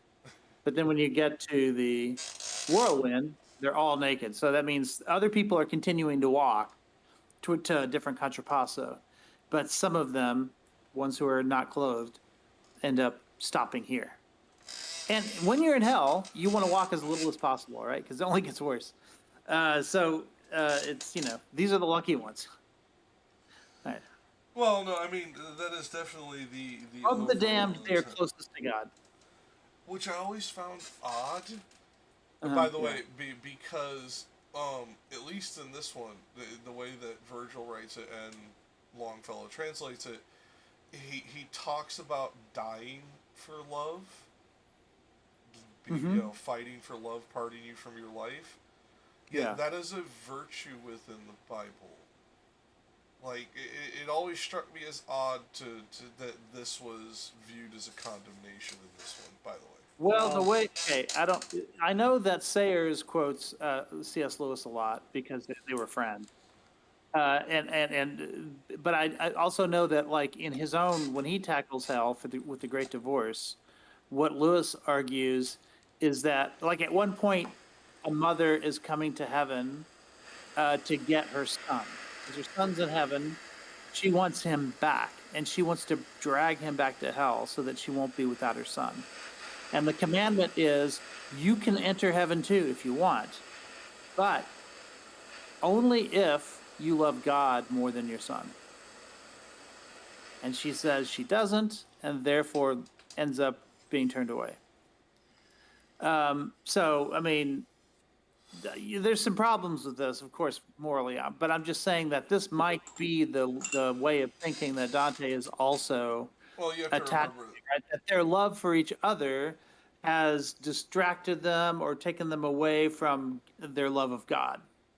Well, and I would bring up that C.S. Lewis was very much an adherent to that again, like, or didn't sleep much, so the scriptures, exact numbers slipping my mind at the moment, but you must hate your father and your mother and your brother and your sister and Right, your and that wife to it be is my disciple. that is scripture, not hate, just love less. No, Is what- actually, if you go by the original scripture, it shows hate. No, well, it says I have come to pit father against mother and brother. Yeah, all that. Yeah, that's in there for sure. So Lewis like has some scriptural basis for what he's saying. Yeah. I just think it's a little harsh. I think I think you can love God I think the by scripture's a means, little harsh. but I think you can love God by means of loving one another. Like that is in there too. The Gospels are constantly telling us that we have to love one another. Well, that's to be You can a love your enemy. Christian, but you cannot be a disciple of Christ without the pitting one against the other. Like, Well, it's just you have like I to said, that's religiosity. We'll be here all day on that because you I just wanted to say, you can that you can reconcile those things. Put it that way, because you can the we'll commandment do that in the to love. after show. Yeah, but I'm just saying that. So for people to be pitted against each other, it just means that in order to say and do the right thing, you have to do it even if it breaks up your family. That's what they're saying. They're not saying breaking up your family should be the goal. Well, like I said, But the goal would be to bring them along with you. We'll do that in the after Hey, show. Yeah. I mean, like the only thing that's different with this when it comes to like things like Confucianism is the fact that you can't go against your father. That's the only thing that's different. You can pit everybody else against anybody else. It doesn't matter as long as you're holding up tradition. You're holding up what your I father mean, it's also wants. one of the 10 Commandments, right? Honor Yeah. thy mother and father. Well, Right. let's. God, you had to bring this up. Let's bring up the whole It's relevant to context. what we're reading right But now. let's bring up the whole context to that commandment. Honor thy father and thy mother, for it will bring you a long life. Because one of the other many commandments, other than the 10 that people focus on, is that fucking disobedient children can be beat to death. Like, like, honor thy father and thy mother, or you may enter an early grave, is not exactly a great commandment. Christians weren't the only people that practiced the rules like these, just so you know. I understand that, and I dislike those ones just as much. That's an Israelite. Yeah, like I said, I dislike that shit just as much. We're all aware of those things. Like, I know. That's why I said. Everyone's aware of that. Yeah, but we're all from different That's fedora angles. stuff, okay? but you are also a believer. I'm a non-believer, an anti-apologist, and Despy is the semi-believer, I think, and like not apologist whatsoever. Or you don't believe at all? I No, like I think he's a mythology. respecter of myth. Yeah. Well, you've never stated I that you were love atheist, mythology. so like I didn't know I've that. I've stated I was atheist before. Not to me. Like that's what I mean. Oh, okay. Well, Yeah, like, I am atheist, but I absolutely love mythology and legend. So Yeah. yeah, You're like a little bit like Lethean that way. There's that division. Yeah. He always, the way he puts it, he loves the lore. well, the reason I say it is because way you were raised, certain things that you know. I thought you were like a lot of Catholics that went to the cafeteria Catholic. I'm a Catholic, but fuck mass, fuck church. no. What I tell people is that I am a Reformed Catholic in the sense that because I went through confirmation and I have the indelible mark on my soul, the Catholic Church can't get rid of me unless they excommunicate me. Yeah, you go the Carlin route. Technically, I am Catholic. Yeah, But it is not true. by You choice. have the indelible mark. Now, in Islam, that would make it worse, right? Because then you're an apostate. Right. And apostates, you kill them straight away in Islam. Whereas with for some reason in Catholicism, having the indelible mark, It's kind the of an Hotel advantage. California. yeah, Well, indelible it mark is. is- Yet you get to use that indelible mark and undergo confirmation instantly. So let's say you're right about to die, and you already have the indelible marks. All you have to do is confess yourself to be a Christian, and you're a Christian again. So Well, you not have that quite. out. Not You have that quite. out. Well, Not the other quite thing for is that I Catholics, can- but there's like, more to it. Than Well, that, but- okay, for Dante, Well- that's true, and we'll see why Well, later. What I was gonna say is that because I have the indelible mark, and everything there, I can ask for last rites and it'll come to me.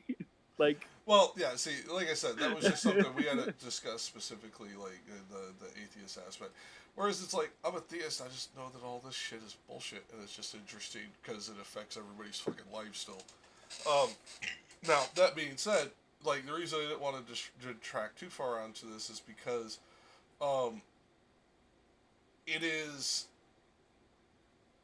one of these these facets that as a Catholic, and I think Dante, because you said we'll get to that in a minute. I don't think Dante believed it was just confessed to be a Christian, because as Catholics, what's the other thing we have to do, Rich? It includes one of the same words. Go to confession, you mean? We have to give confession to a priest. Yes, we can't Okay. just get. We also have to do that part too. But for Dante, I cannot remember who it is. But there is a loophole. There is a Catholic loophole to this. Uh-oh. Which one did I If you not are know about to die and you are not able to confess your sins to a priest, you can say the act of contrition. And if your act of contrition is truly heartfelt, you can be absolved of your sins before dying. and with Fucking Dante, loopholes. but hold on, here's another loophole. With Dante, there is somebody who's not a Christian at all, never was a Christian, and right before he dies, he says the word Mary. And that's enough to save him. Just by saying Mary, and then boom. We'll get to it. It'll pop up, and I'll go, see, there it is. But I can't remember where it is. Right, I but think it's that- I think it's near the fourth. I think it's a pagan or atheist, something. A non-Christian does that. But the thing is like that whole thing with the act of contrition is actually what's taught in catechism if you're about to die and there is no priest present to give you last rites. Right, because in Scripture it says if one or more, if two or more are among you, there I am. Which means the power of Peter, in the absence of Peter, any two Christians will do. So you would just, if you're going to confess, in that situation, you are allowed to confess to a layman, just like a fellow Catholic who's next to you. Yeah. Yep. Not to mention if you're wearing the scapula at ideal. the same time, that's a get out of hell free card. Oh, yeah. Yeah. I need to get another scapula. Yeah. I feel unsafe now. Hey, You know something? Here's the thing. There are a lot of hard lines and stuff in Catholicism, but knowing the loopholes, that's really, really how you There's so understand fucking many Catholicism. of them. That's why I didn't know about these ones. Yeah. It's just like there's so fucking many. Look, I got It's, one of the best ones. I got a plenary indulgence. Like all the sins before about 15 years ago are absolved for me already. I started racking up the years after that, but who knows how long it would have been if I hadn't done the pilgrimage. years and years ago, because there is a rubric for the. Okay, this is a slight more divergence before we get back on the reading. There is actually a rubric for this in the Catholic Church where you can add up your number of years in purgatory. I was up to over 2,000 at one point when the last time I looked. I'm gonna be in purgatory a while. Anyone who's listening, go watch The Good Place. Watch all seasons of it. It's amazing.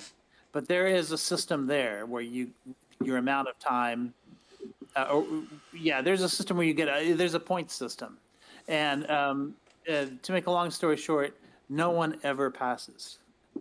Everyone ends up in hell. The point system is flawed. They have to deal with it. But it's really funny, but it's also really good. It's chock full of philosophy. Like they reference tons of moral philosophers over the centuries and try to apply them to their situation in The Good Place. Yeah, but, like I said, though, I at one point did add up my time in purgatory when I still was a Catholic believer. I was going to be there a fucking while. It's just like... I've never added mine up because I don't believe I could. I think the point system is flawed. So, you think the system that the church puts in place you know is something? wrong? Sometimes the point system is flawed. Sometimes the point system is flawed, and you just have to roll dice. Okay? Yeah. Yeah, but we know what Einstein said about God and dice. The church will tell you that this point system is flawed, but the exercise is meant to make you self-reflective. So It made me self-reflective that a lot of shit that I didn't view as sin and shouldn't be viewed as sin in any way, shape, or form added quite a few years for me, and I was like, you know what, fuck you people. Like giving charity to a pagan who would never, ever, ever convert is technically something that you rack up years for, because you are giving away goods and services that should go to a potential Christian. Yeah, that's bullshit. I've never heard that. Yeah, go look at the rubric that they have from the Catholic Church. It's fucking wild. It's what I was going to say. Go on, Desby. What I was going to say is the point system being a failure. If you didn't catch it, it was a D&D joke about the point. No, I got it. Yeah. No point by here. Fuck that bullshit. Yeah, we could only roll dice. I played the original game. Me too. Yep. I definitely prefer AD&D, but now back to the reading. As turtle doves, Desby. Where am I at? No, it's not me. It's Rich. Oh, Rich. As turtle doves, called onward by desire. What's the number? I don't have the number on this section because... Well, I found it. Just tell me when to stop, okay? Just do it in real time. As turtle doves called onward by desire, with open and steady wings to the sweet nest, fly through the air by the volition born. So came from the band where Dido is, approached us athwart the air malign, so strong was the affectionate appeal. Oh, living gracious and benignant, who visiting goest through the purple air, us who have stained the world in cardine. If were the King of the universe our friend, we would pray unto him and give thee peace. Since thou hast pity on our woe perverse. Yeah, it's cut off at the end of the clip. Okay, that's good. Just end here? No, end at the next tercet where the screenshot comes off. Of what it pleases thee to hear and speak, that will we hear, and we will speak to you, while silent is the wind, as it now. Yeah, because the reason this is Dido. This is another separation between Longfellow and Sayers, where she brings up that the wind ceases to howl. Whereas the way he talks about it is the wind is still going on it. And in the Latin, or in the Greek, or in the Italian, I should say, the wind is still there. I don't know why she says it ceases to howl. No, no, no. I don't think these are contradictory. It says athwart the air malign. So the air has been thwarted for Longfellow. For Musa, through the malignant air. Okay, that doesn't imply stoppage at all. And then, of course, Sayers implies stoppage. So I think athwart. I think Longfellow and Sayers agree, and then Musa's just not talking about it one way or another. But it says, hold on. It says annoy venendo. So venendo means we are coming. Air maligno, the malignant air. Well, So but, what does noy mean? well, Does noy- because the next tercet that we're getting into, which I should have made you go to there, but it's the way it's clipped. Okay. But it's the reason I stopped it there is because of the way Sayers separates.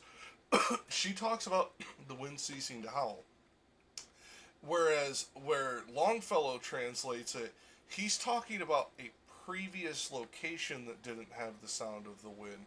He is talking about before the sound of the wind could be heard, whereas she's talking about the wind ceasing to howl here. I think she made a mistake.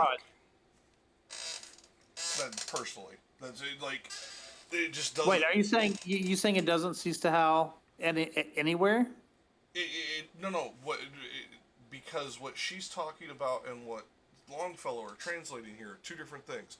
Sayers is talking about where they currently are, the current location of Virgil and Dante, whereas this is a reference to a previous location in Longfellow, and I think Sayers gets it wrong. Wait, Sayers isn't saying. I just read. I went by what you said and not what the text says. Sayers says dropping toward us down the cruel wind. It doesn't. She's not saying. The very last line on her side: the wind ceases to howl as they now cease. I'm sorry. Yeah, it's the final line of that tercet. Hear all thou wilt, speak thou shalt. That's what I'm saying. Like she seems to, because silence is there in the Italian, right. But I think Longfellow gets it right that it is a reference to the previous location, not a reference to the current location. So here's Musa. Whatever pleases you to hear us speak, we will hear and will speak about with you as long as the wind here is silent. So apparently the wind here is silent, but they can only speak. They can only speak as long as it remains silent. So you think Musa agrees with Sayers? You think Musa and Sayers are right? I don't know, and Longfellow does too, because it says, "While silent is the wind, as it is now." Yeah. So the wind is silent right now. Yeah, but then he goes, "Sitteth the city wherein I was born." Like he's referencing the previous place. Like the way he, I could be wrong, but it just seems to be the way he's saying it. It's a previous reference as to the current reference. He's trying to if talk. That were true, I would expect there to be I wouldn't expect there to be a period at the end of 96.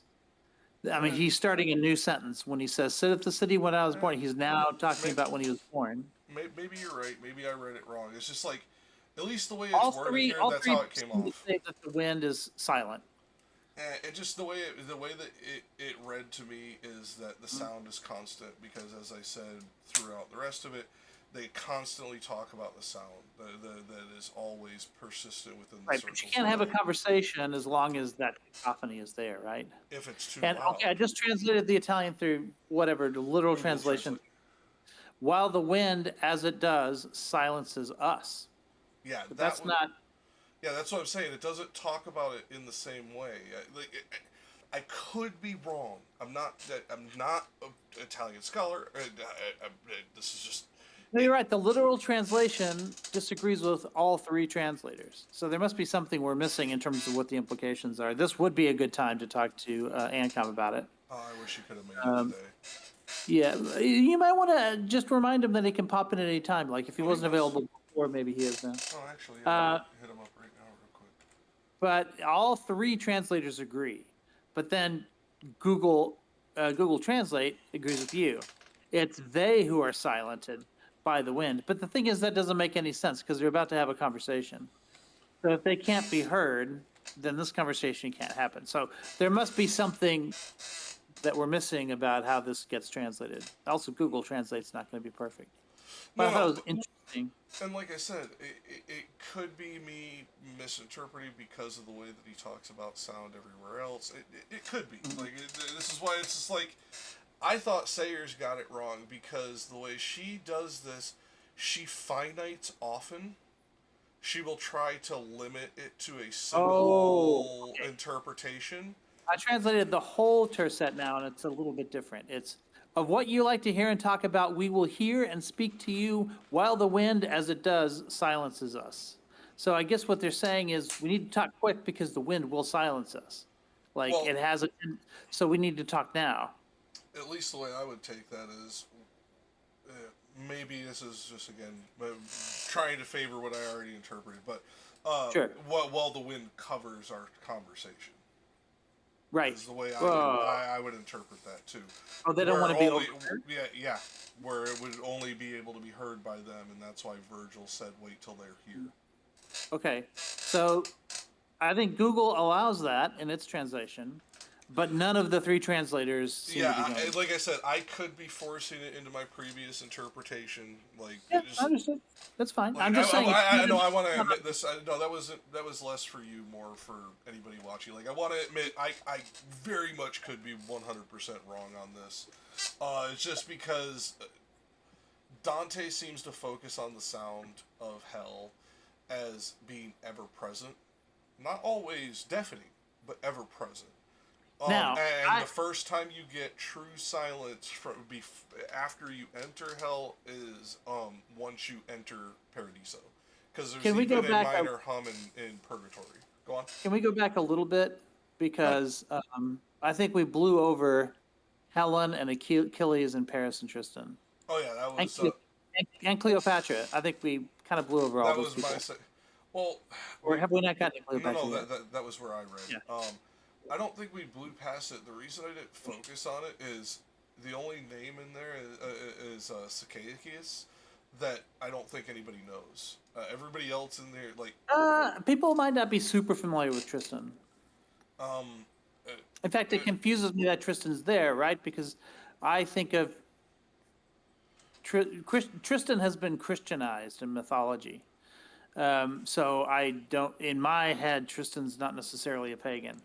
And I think that's something that's interesting to talk about, because I don't know if Dante considers Tristan, because this is originally a pagan tale, but hasn't he been like rolled into the Arthurian legend and stuff like that?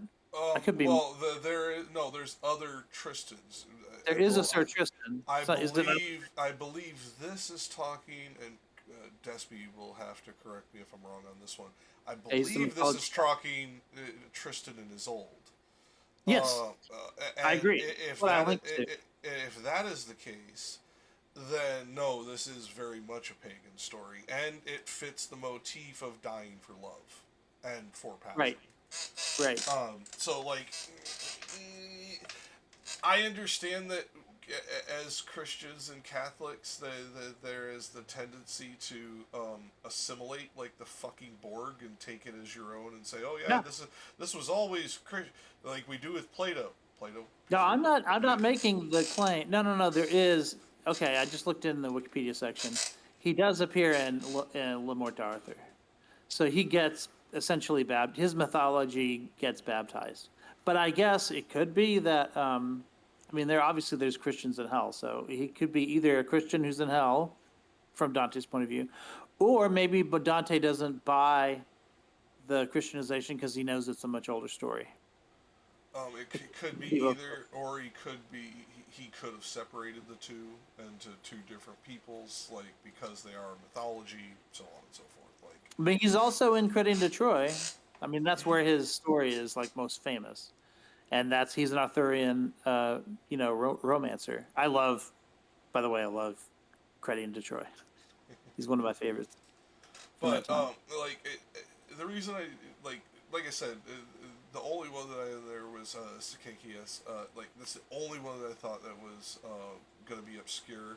And honestly, it's obscure even to me. I barely know. I know the name, but I barely know the story. Right. Which is why you associated with Egypt at first, right? Yeah. But you saw those are the only two I've linked. I've put Wikipedia. if you guys want to go into the spreadsheet, I'm going to start linking some of these things to other resources, mostly Wikipedia. Oh, yeah. We'll have to use it for when we publish it. We'll have to use like Wikipedia for most of it because it's a free resource and it's able to be done. Well, we're just hyperlinking to other resources. So if something's copyrighted but online, they're still going to the source. You know what I mean? Yeah, I know. I just try to avoid it because we are talking about what. But would not be Wikipedia is a very sufficient resource for a lot of it this. is. Well, I have no because the problem. bibliography at the end gives you everything else. Like, Okay, can I bring up one other thing? Go ahead. Even though I would love to talk about Cleopatra and Helen, this was the part I thought we would end up. I invited Stabby, but she's not available at this time. Mm-hmm. We might talk about other times. But I thought Stabby would be great because he's, being incredibly sexist here. Again, where this is a little bit, inappropriate judging him by 21st century standards, right? But, I mean, he's basically saying Cleopatra and Helen are sluts and they deserve to be in hell. Like, that's something that I wanted to, Fairy Queen would have been someone else to talk about this, right? Like, from a feminist point of view, what are we to think of this? So I guess a bunch of men are going to be able to comment on it this time. But well, here's my thing. I do not. I mean, with Helen, I actually agree with you. I do not believe that is what he is saying specifically about Cleopatra, because of the word he uses of voluptuous. At this time, it was not a negative term like it became during Victorian and Edwardian English. At this point, that have you seen Moose's translation of that? What did he say? There is Cleopatra who loved men's lusting. I'd have to look at the Italian to see if that matches up. But the way I viewed this as We need Ancom for that. it was the seductress aspect of corrupting Mark Antony that was what landed her in hell. Like, that would be less of a promiscuity issue, although I do think he shows that with Helen, which is weird. The only reason. And the word is luxuriosa, right? Which means lascivious. No, because that's a U instead of an I. I don't think it's the same root. I think it's lust. I think it's lustful. I think is probably what luxuriosa means. I don't want to open up the doc because it shows links to other shit right now. Damn it. Yeah, because maybe like it's just one of those things. Like the way, again, maybe it's my interpretation.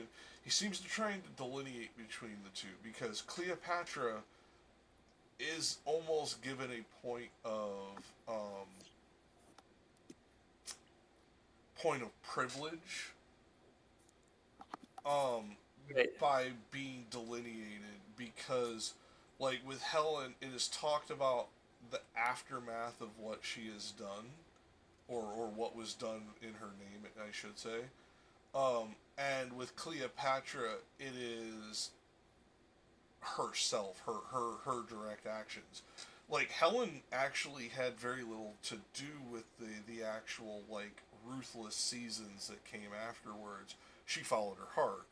Like so, she's to blame for all the death. There's two interpretations of Helen. Okay, one is she falls for Paris and leaves with him willingly, and the other one is she's abducted against her will. Mm-hmm. And of course, that's the story that gets told. We don't know which one's true, but we do know that in Homer, she blames herself and calls herself a slut and a bitch.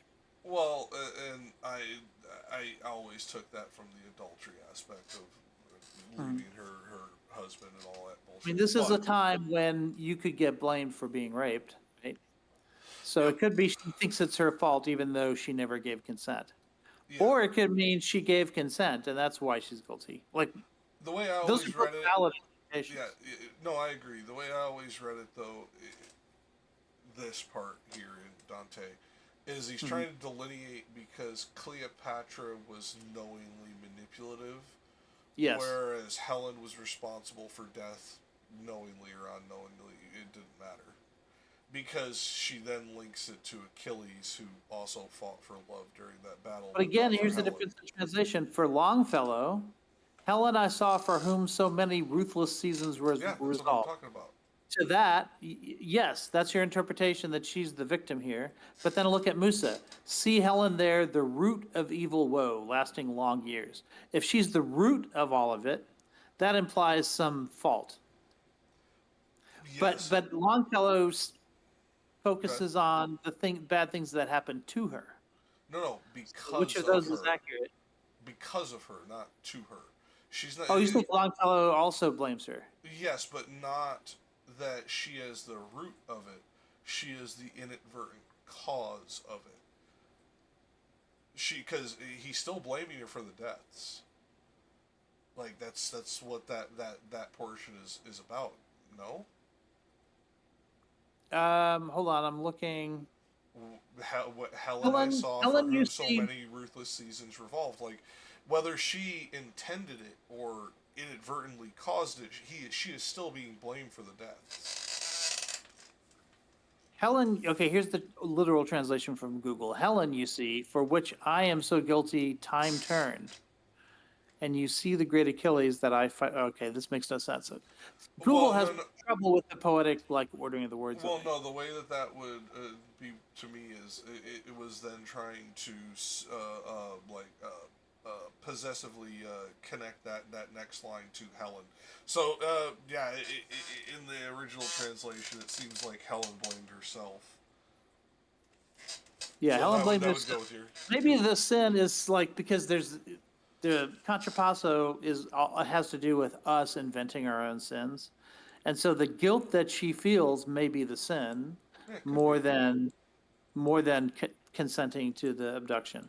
And the deaths are all because of that. We And call that in the church. We call that a sin against grace. That if you do not believe in your own innocence, or you do not believe in your own salvation, then you won't be saved. no, People that who could be doubt, what who it are is. constantly thinking about their sin, and even though they've confessed, they still think they're going to hell. That's a sin against grace.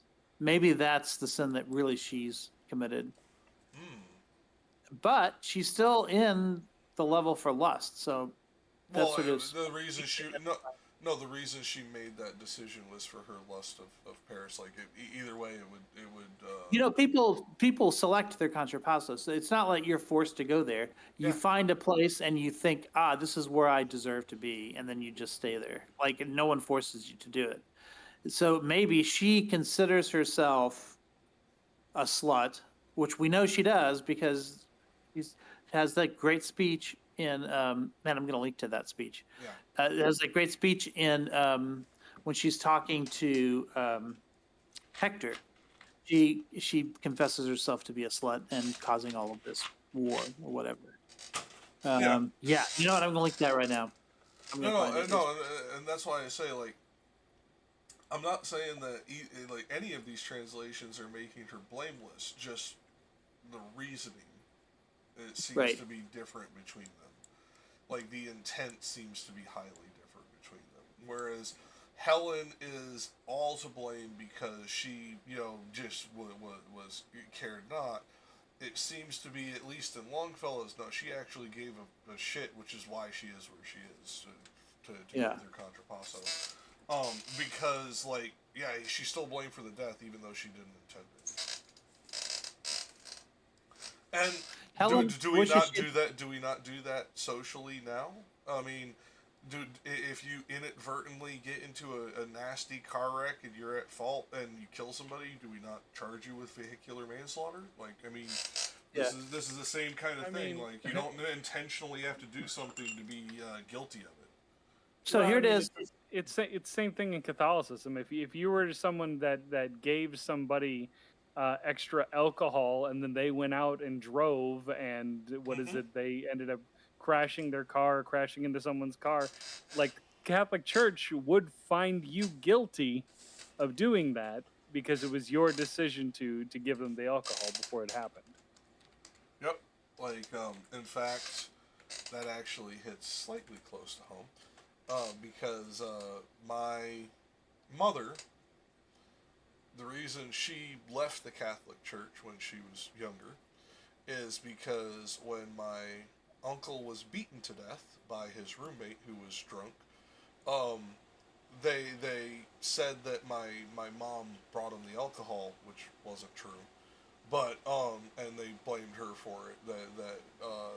That was why the killer could be forgiven, but my mom could not. And I'm like, the fuck. Yeah. So, dogma. Gotta love it. I don't see how. What is it? Your mother couldn't be forgiven, in that sense. There. No, like, she could be, but because she didn't see a wrong, she couldn't confess it. If she can't confess it, she can't be forgiven right. for it. Okay. Yeah. Okay. I get that now, but like.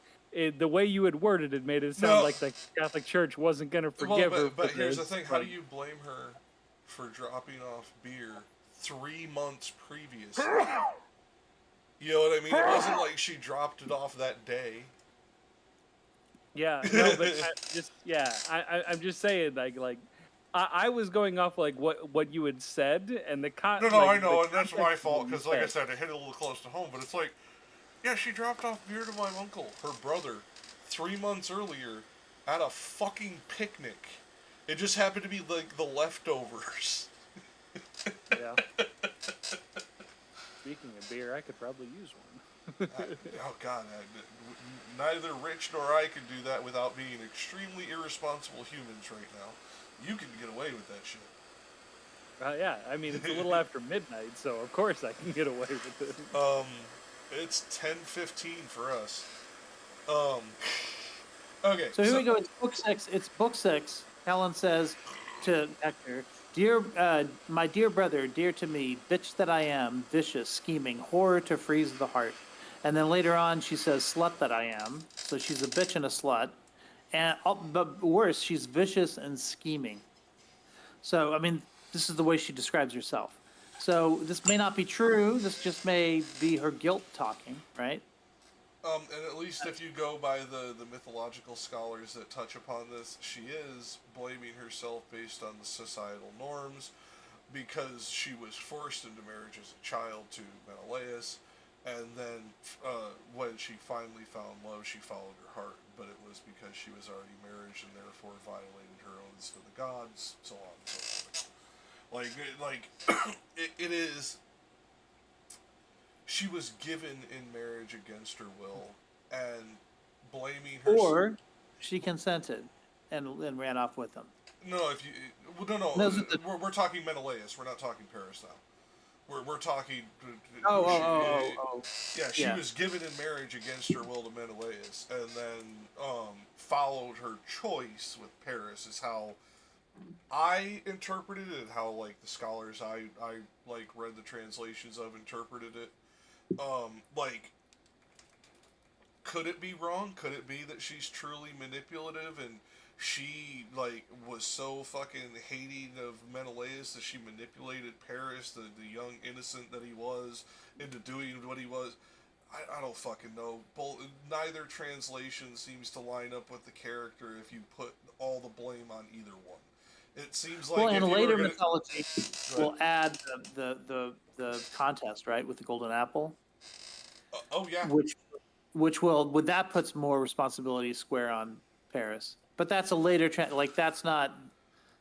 wasn't something Homer would know about because that was made up like centuries later. Yeah. But no, not at all. It's something to look at now. Well, the way I looked at it is any translation that put the blame solely on one or the other is either showing a cultural social commentary or is incorrect because the very nature of the relationship, unless she is abducted completely, right, is both of them are to blame. Both Paris and Helen are to blame in that situation.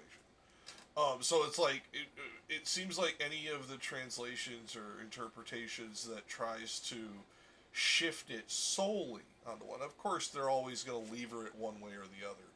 But if they try to solely put it onto one or the other, it just seems to not only violate human nature, it also seems to violate the nature of the story itself, like the lesson it's supposed to be teaching. Okay, so one more thing. Even though I would love to have had a conversation about feminism with some more active feminists, maybe we'll be able to revisit this at some point if Stabby comes along. Yeah. If Fairy Queen comes up. But I also want to talk about Achilles, because I'm rather surprised to see Achilles at this level. I would have thought that the Greeks obviously thought that his great sin was rage, right? Like that's the very first word of the Iliad is Manos, rage of Achilles, right? Like the ultimate rage. I mean, But this that's is also not what caused his death. by the way, this is the root of menopause. But it's When also, women have menopause, they go into a rage. well, but it's Uh, also it's not. But that isn't what separated first. Like going back to the previous church, that's not what separated him from his life. It was his love that separated him from his life. The other thing is that if we look at the section of hell that is dedicated to like anger, it's also dedicated to greed at the same time. And So Achilles was anything but greedy. Prideful as a motherfucker, but not greedy. no, I wouldn't put greed in there. I'd put Yeah. rage. Well, no, But, rage I give you too. I'm just saying, like, but I would put rage first and foremost, not lust. depends on how we define lust. well, it depends. It could have been a bloodlust. Well, there's that, but Well, it's, yeah, sure. Maybe there's something sexual about how he does battle. well, it's not just And that. Well, keep it's in not mind, he He's is not wearing read, pants. Seriously. keep in mind, no. keep in mind, Dante has not read. We see Achilles in hell, right? In the Odyssey. Yeah. No, but what I'm trying to get at is it is also the way that lust has been reinterpreted. We now only attribute lust to carnal desires, whereas there was also the lustful mind and other things that had nothing to do with carnal desires, that just had to do with the impetus of lust, the over exhilaration and pursuit of that heightened pleasure sense. So like there's depends on which way Dante's meaning it, or which layers he's intending at this particular point as well, how it could be taken. Because good. I also think he could belong in Pride, right? Especially if he had read the Odyssey, this is what he would have found, because Odysseus goes to the underworld and he meets with several people. One of the people he meets is Achilles, and Achilles' attitude says, "I thought that glory would bring me immortality, and it has on earth, like my name rings out, right?" But he says none of that means shit. He says death is death. He says he would rather be a living slave to a tenant farmer than king of the dead. And his only solace is to hear that his son fares well in life. Mm-hmm. So I think he's being punished for his pride in the Odyssey. Oh, absolutely. And it's a kind of contrapasso for him too, right? So this is very different. Like here's a rare moment where we can compare the underworld's like fate of a character in both works. Mm-hmm. Well, could you also say that lust could be a quote unquote like dopamine rush, and Achilles had a dopamine rush to basically get all the power and everything that he wanted? Yeah. I think that's valid interpretation too, but also keep in mind, because he doesn't have the Odyssey, he's going to have to rely on other myths. And so by the time of Alexander, the Hellenistic period, he was in love with you know who I'm talking about, not Sir Peyton. Who's the guy? 1 second. How do I not remember that? He's in love with his best friend. And so remember, he gets killed, and that's why he gets killed by Hector, and that's why they have the big battle. Yeah. And so the Hellenistic interpretation of this is that they are lovers, and that he's getting revenge for losing a lover. And that is, of course, a lot of people interpret that when they read the Iliad today, because they are like super, super close. And the assumption is if you're that close, you must be gay, which I think is a terrible assumption. However, that is the assumption they make in the Hellenistic period. And most people in that period of history believed that. So if his sources are secondary sources, because he can't read Homer, then he well may be putting him in there for his love affair with his best friend.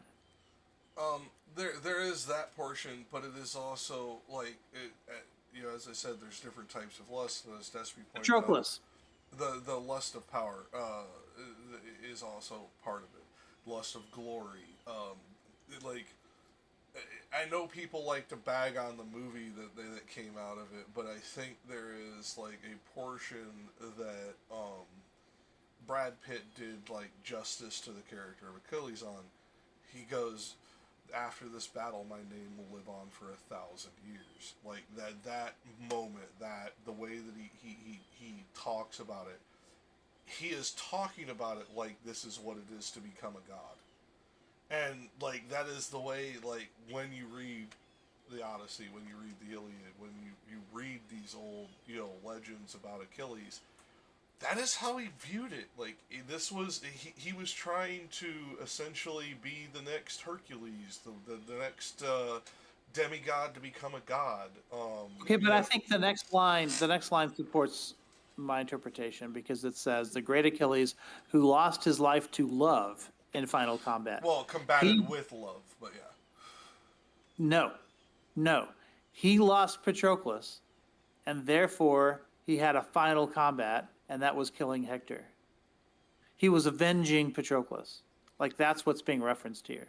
So he's there because he loved somebody so much that he died for him. Well, he also made a lot of other people die for him too. Yeah, of course, yes. No, I agree, but like the way I view it, That's right, and those are greater sins, is what I'm saying. This is a relatively minor sin compared to all the other shit he did, right? well, I didn't view it. Shouldn't he be in the level of murderers? Shouldn't he be in the level of the prideful? No. Like he should be way down there. No, this is trying to point out because he also includes Tristan as well. Yeah.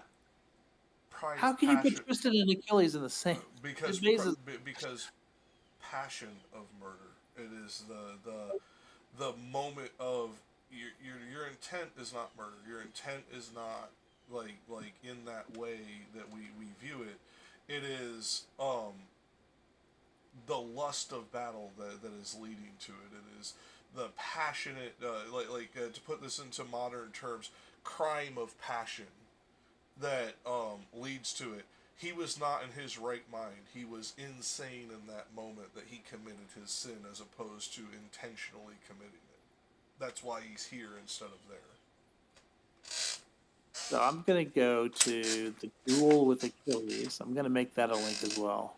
Yeah, but I mean that's the way I view it because you want to put him in with the murderers and other things that he did because of this, but like maybe not murder, maybe war. You differentiate the killing in war to like murder. Well, not even. I got about 30 minutes. Yep. Okay. So yeah, we're gonna have to speed up, but all I'm saying is like it is the crime of passion I think that is being alluded to here as opposed to the passion itself being the sin. It is when his lover or his best friend, however you want to read it, was killed. It was the passion that he felt that led him to basically commit the sin as opposed to anything else. Yeah, I would say he's giving Achilles a pass on a lot of shit because he's a great mythological figure, and so he doesn't want to put him too deep into hell. I think that's what it comes down to. But honestly, if it were me, he'd be a lot deeper than this. He'd be in pride, I think. Pride is at the bottom. Okay. Okay, so Paris, I can see. Paris absolutely belongs here. I think I'm up next. Yep, and it'd be sitteth, blah blah blah. And is it just that those 3 tercets?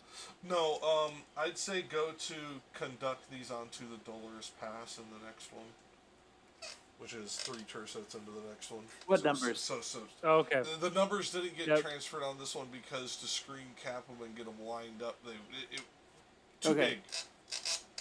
All right. Sitteth the city wherein I was born upon the seashore and where the Po descends. Yep. To rest in peace with all his retinue.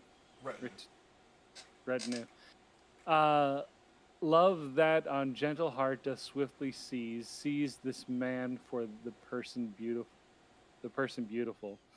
That was to end from me, and still the mode offends me. Love that exempts no one beloved from loving seized me with pleasure of this man so strongly that as thou seest it doth not yet desert me. Love has conducted us onto one death. Uh, Cana wave Waiteth. him who Waiteth. waiteth. It's hard for me to see because I needed to be a little bit closer. Oh, hold on. mean, Um, who quenched who quenched our life? These words were borne along from them to us. As soon as I had heard those souls tormented, I bowed my face and so long held it down, until the poet said to me, "What thinkest?" When I made answer, I began, alas, how many peasants' thoughts, how much desire conducted these onto this dolorous path. Pleasant thoughts, not peasant thoughts, but close enough. I think both works. Oh, okay. Well, no, I mean peasant thoughts. I mean this just turns into rolling into the hay. Pleasant thoughts, it's the tomato. Okay, so Cana and Po are both rivers. And they're both named after mythological figures in their own right. And Cana itself comes from Cocytus. It's one of the four that comes from it connects to Cocytus. Yes. It's the lake at the bottom. Oh God, like one of these days, we will take a whole episode and go into the topology of hell. Like, Cana's not a river. Sorry, Cana is a segment of hell.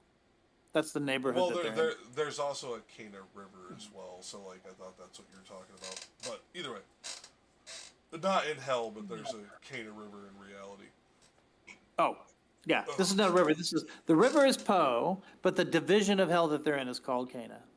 Yeah, no argument. According to Yeah, no argument. I'm just saying when you said Cana and Po are rivers, I'm like, yeah, there is a Cana River. Like it's like instantly it popped in my head. Yeah, that is in the Middle East. yeah, but, we're gonna have to every once in a while we might have to consult a map. But anyway, this is where we are. The reason that the other thing is this is the way that this is delineated. It is also this is Cain's place in hell. Or the Canaanite place in hell in this one, or Cainite, I should say, because like if you look at Sayer's translation, it talks about Cain's place lies in our murdering now. Like it brings in that delineation of it. By the way, Helen and Cleopatra are here. They're both being sluts. Yeah, we don't need to get into that because like we'll be in there for a history lesson. Yeah. Okay, but we do need to get spelling. Yeah. You gotta get down here. Okay, so like the reason that just because I didn't want Despy to have to read too long, the reason I stopped there is because he's talking about what conducted into the Dollar's Past. So now he's trying to ask Virgil's opinion of what brought these people to this point. So we are now dealing with a virtuous pagan that is going to be interpreting the sins as judged by God, and therefore his, in my opinion, misinterpretation thereof. These are sins that Virgil understands, right? Mm-hmm. Because he has the four virtues, the four cardinal virtues. So he understands this. Understands the judgment is where I draw the argument. I think he is putting his judgment on it, not the judgment of quote unquote the divine. Yeah, but what I'm saying is to the extent that he has the four cardinal virtues, then his virtues align with God's will in those instances, right? But when you're dealing with the holy virtues, they won't align, which is why he's in hell. Well, but this is something to understand the judgment, don't you have to understand all seven, not just the four? But yeah, but my understanding is, with the interpretation that's been handed down to me, and I don't know, I'm going to look and see if the text justifies this, but from what I understand, he doesn't grasp the other three. No, Like, that was my interpretation too. Is yeah. that and because he doesn't understand those three, his interpretation of the judgments are skewed and I won't say wrong, but incomplete. Yeah. So what are the three holy virtues? Are faith, love, and charity. Wait, no, charity is love. Faith, hope, and charity, or faith, hope, and love, you could say, are the three holy virtues. And We're talking about these, so I'll. yeah, no, like I said, I was just wanting to bring up. I think this is not meant to be interpreted as the divine judgment of these people, but specifically just Virgil's. I think Virgil and God align when it comes to the cardinal virtues, and here's what they are. It's prudence, justice, fortitude, and temperance. I believe here what the lovers lack is temperance. But again, this was not my argument because. I'm not trying to contradict you on anything. I'm just saying this is what I think is going on here. Well, I I'm think not, you I don't give him. think contradict what you're saying necessarily. I just think you're giving him too much credit because you're like, oh, he aligns perfectly with God. I think he understands the virtue, but to align perfectly, you would have to understand the whole. And because he only has a fraction of that whole, he cannot have a holistic interpretation. Right. More specifically, most people seem to think of the scholars that I've studied on this in the past, including both Musa and what's her name? Sayers. It's hope is the one that he lacks the most. That's most tragic about him, right? So, I could agree. But in this case, he is on the side of God when it comes to temperance. And so he's in a position to judge them, I think. And I think his judgment is aligned with God's judgment. I think he does make mistakes in other areas. Why do you think it's temperance instead of prudence? Well, yeah, prudence is another candidate, right? But prudence is not moral, right? Prudence has to do more with making an optimal choice, right? Right. In fact, in the church, we'll say if there's no moral obligation to do something, then it's up to your prudential judgment. Like, for instance, if you're pregnant and your life is in danger, the church will say it's not a sin to get an abortion, but it's also not a sin to risk your life to have the baby. That's a prudential choice. Right. This one involves morality more.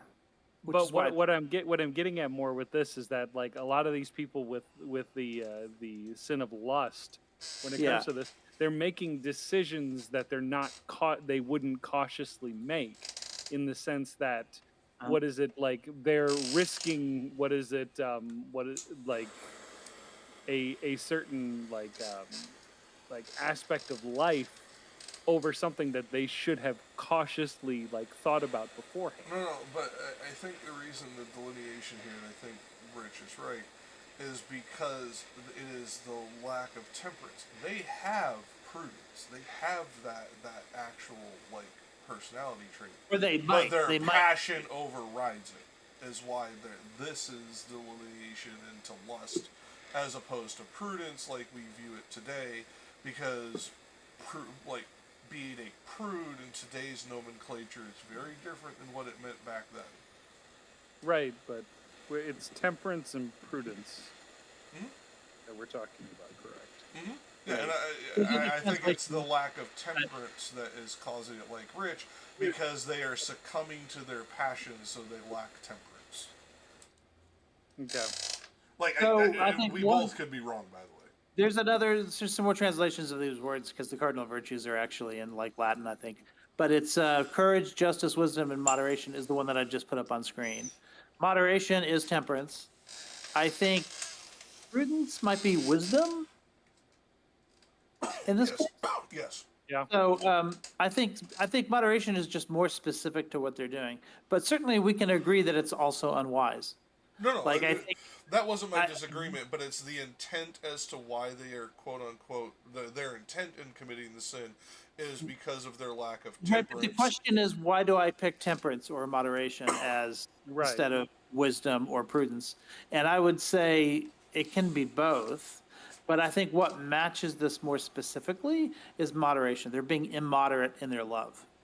So that's very specific, they're being intemperate.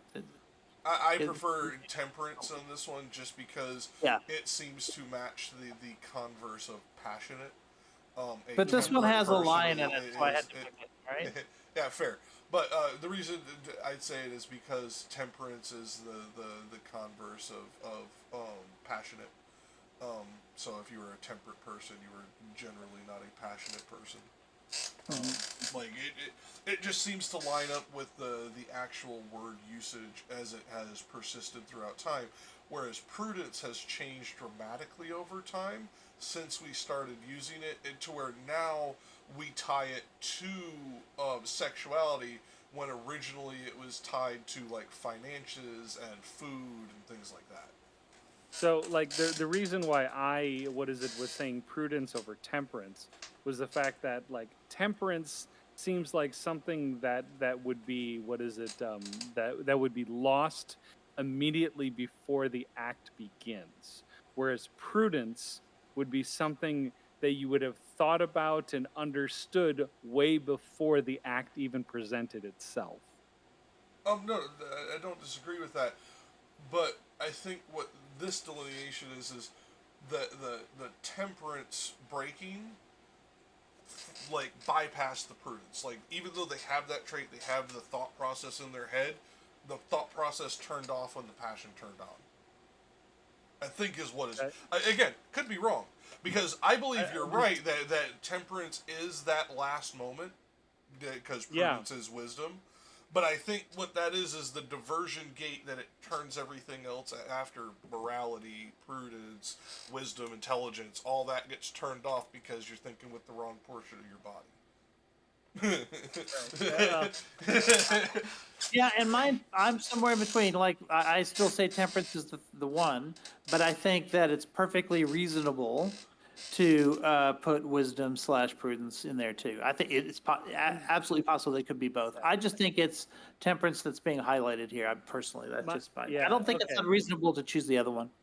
I feel like there's like a two-gate system here that if you're even entertaining it, you've already lost prudence even before you got to temperance. It could be, yeah. Could this be Dante, my assertion of his humanist aspects, trying to assert that some things are beyond our conscious control? Could it be that too? Like, well, no, I'm saying with the way that you're reading it, could you see that too as like him trying to say like, Here's why I have to be careful with Despy, because we missed this and he didn't. These are the three women that tell each other to save Dante. There's Dante asleep in his bed, and there's Beatrice, who was told by Lucia, who was told by Mary. Is that the order? Yep, there it is. I call this the Despy panel. Dedicate this one to you. But there they are. So it is important, right? Yeah. All these mediations between God and man are important. Sorry. Well, and the whole point of intercession, like Dante is trying to emphasize all of this because with the intercession, especially in the 14th century, like we have lost some of this in modern times. Like the idea of saving someone from hell is antithetical to most modern Catholics. Whereas with the right prayers, the right offerings, the right tithes, the right devotion. Well, we know Jesus does it. Like that's what I'm saying. In the 14th it's in century, the Apostles' Creed. It was very much. This is something that people did. Like people would like family members would die and be quote unquote said to have been cast into hell by whatever fucking community fucking says this shit, and their sister or their mother will end up devoting their entire life trying to commit an intercession on their behalf because they died without being able to confess. They died with blah blah blah Yeah. whatever. So like this And is also like, the this will is a of very other real believers. thing. Go ahead. Saying the fact that Pope Gregory the Great is able to pluck somebody out of hell is a rather amazing passage when we get there. Yeah, so it is not impossible. Jesus does it, and then Dante Gregory does it, so it can be done. Well, and I'm just bringing it up because, like, in the 14th century, this is a normal belief. This is not a fringe belief like it is today. This Probably is the not, Brothers in Supernatural could do it. I think they did it a couple times. Oh god, Springs- fucking goddamn Winchesters. the Winchesters. They did it. Ugh, sorry. I Okay, hate that Despy, I fucking thought you show. would like that one, but all right, let's go. Yeah. I know. I did. Okay, all right. And then it's me, right? Okay, so Yeah, we need to get to yeah. these are fan favorites we're about to get to. Paolo and Francesca. Then unto them I turned me, and I spake, and I began. Thine agonies, Francesca, sad and compassionate to weeping make me. But tell me, at the time of those sweet sighs, by what and in what manner love conceded that you should know your dubious desires? And she to me, there is no great sorrow. There is no greater sorrow than to be mindful of the happy time and misery, and that thy teacher knows, and that thy teacher knows. But if to recognize the earliest root of if to recognize the earliest root of love in us, thou hast so great desire, I will do even as he weeps and speaks. One day we one day we reading were of for our delight of Lancelot, how love did him enthrall. Alone we were, and without any fear. Full many a time our eyes together drew that reading, and drove the color from our faces. But one point only was it to overcome us. And when as we read of the much longed for smile, being as such a noble lover kissed, this one who never from me shall be divided, kiss me upon the mouth, all palpitating. Gelato was the book, and he who wrote it. The day who farther did we read therein. Like this is kind of, I think reinforcing what Rich is asserting, and I agree with that it is temperance because like right here, they are prudent. They are reading of this for their delight. Nope. Nope. Go ahead. They're not. Because the cultural norm of this time period is that they wouldn't be in the same room together reading this book. Especially reading about Lancelot. Yes. Because what does Lancelot and do? Guinevere. Yes, absolutely. Yes. And they're getting some ideas. But they're talking about These are dangerous stories. No, but they're talking about Francesca, and Francesca would have had male teachers, and this is not as this is different. This is different because she is alone in a room with someone she already has an attraction to. It's not she's like married. she suddenly has an attraction to the guy the second they read this. She knows beforehand. Yes, but no. Okay, I get what you're saying. What I'm saying though is, does attraction equal desire? Because there's many women I find. No. Hold on. There's many women I find to attractive, that I believe are beautiful people, attractive, etc. That I don't want to stick my dick in. Like it's like the desire. I understand that. Attraction is the first step along the way towards lust. Do you think? Okay, so let me put it this way. Do you think you would put someone in a room and convince somebody to go into a room to read a story about people that have an affair with someone you don't plan to have an affair with? I mean, I guess I'm corrupted by modern times because I've done that many times and not had an affair with that person. So I don't know. Like, Listen, It seemed like, to me I could personally. no. You could be right. I could be totally wrong. It seems like whoever proposed this idea thought this through. Let's put it that way. Okay. So you're saying that Francesca's Hey, lover was they did was some making a Netflix move. and chill, okay, and that was their Yes. problem. That's exactly what they did. Yeah. The fact that someone didn't point out that this was Netflix and That's chill going in the in the notes. very beginning That's is a going lack in of the notes. prudence right fucking there. Well, Let's this read the notes right there. Netflix and chill. I'm gonna credit you. well, but I mean, like, It's you're like not an wrong. amazing But here's the thing. I have also, with zero fucking intent whatsoever, went and like hung out with somebody, watched a movie, and shit happened. Like, there was no intent, there was no plans made, no moves made by it. Just Okay, I'll be even more 100% with you.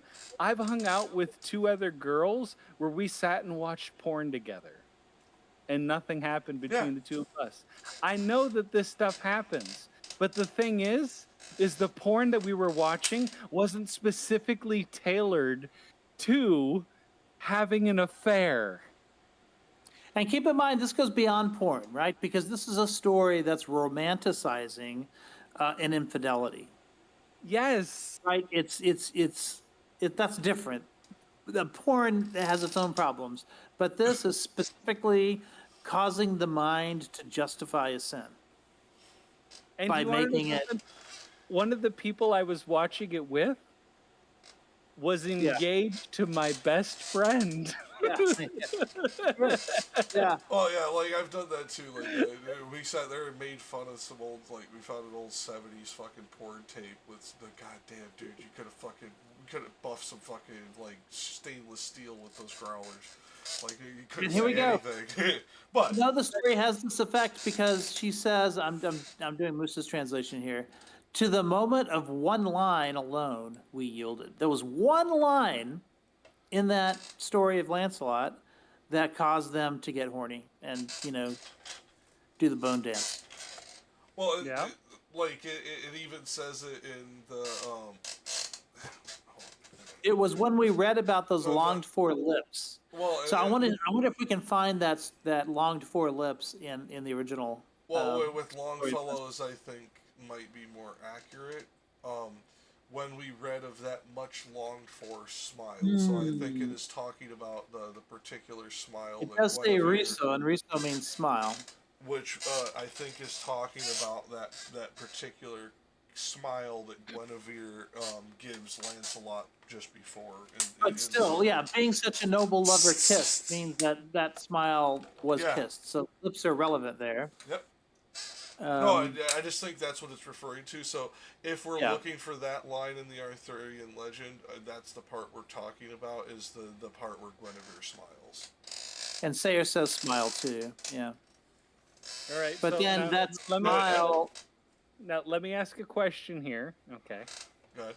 So, were these two here? What were the names of the two people that? I forget Francesca's Francesca lover's name, and- I- Francesca and and who's- Paolo.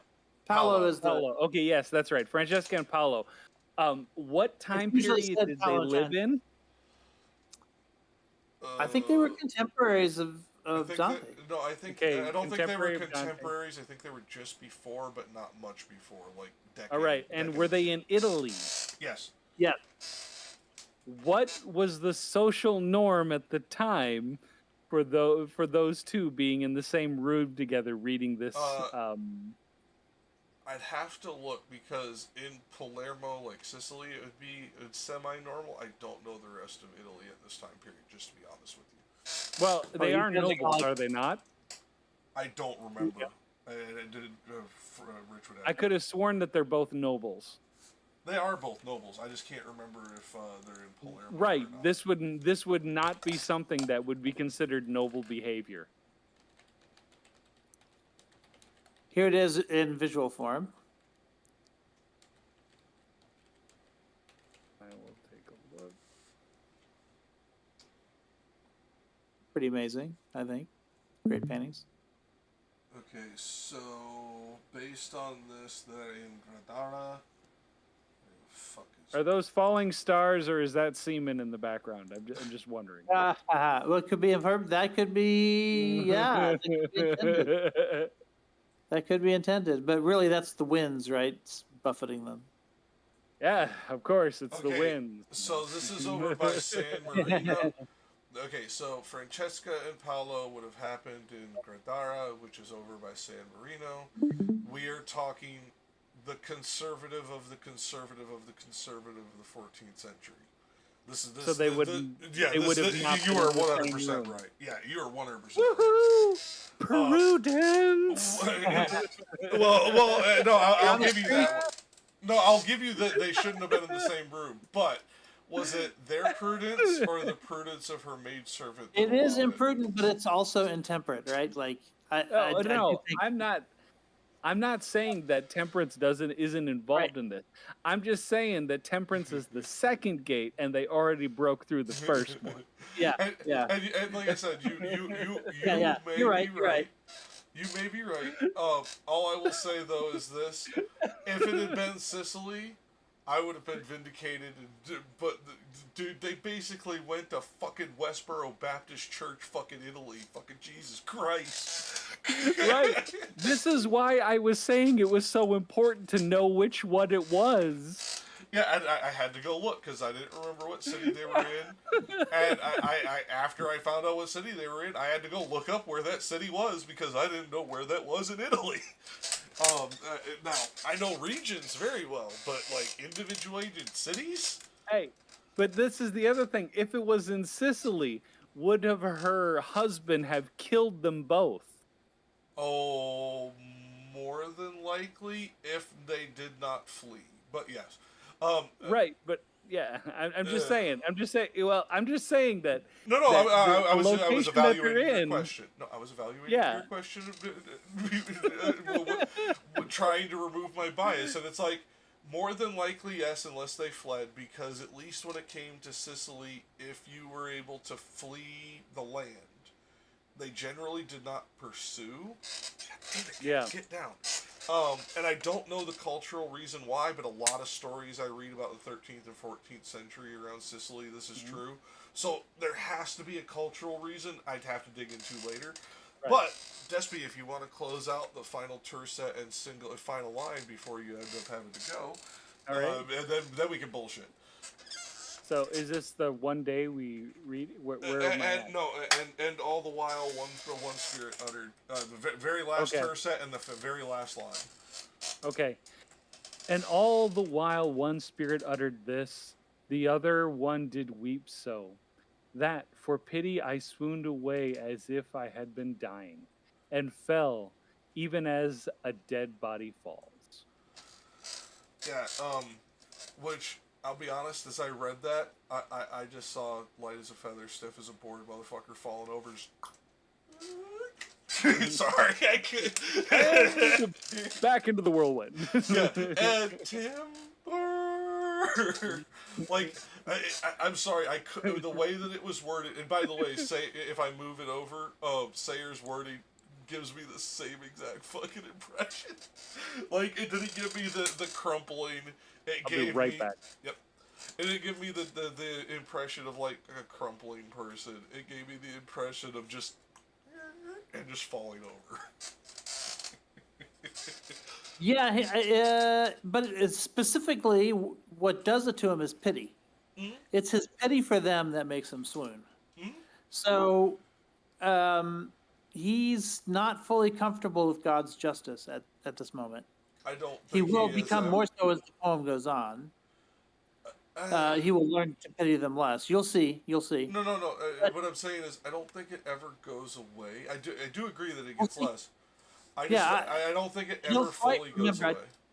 I just remember getting that impression reading this, but I reading closely I'll make him to a better conclusion. But right now, my perception is that he's still adjusting to God's justice.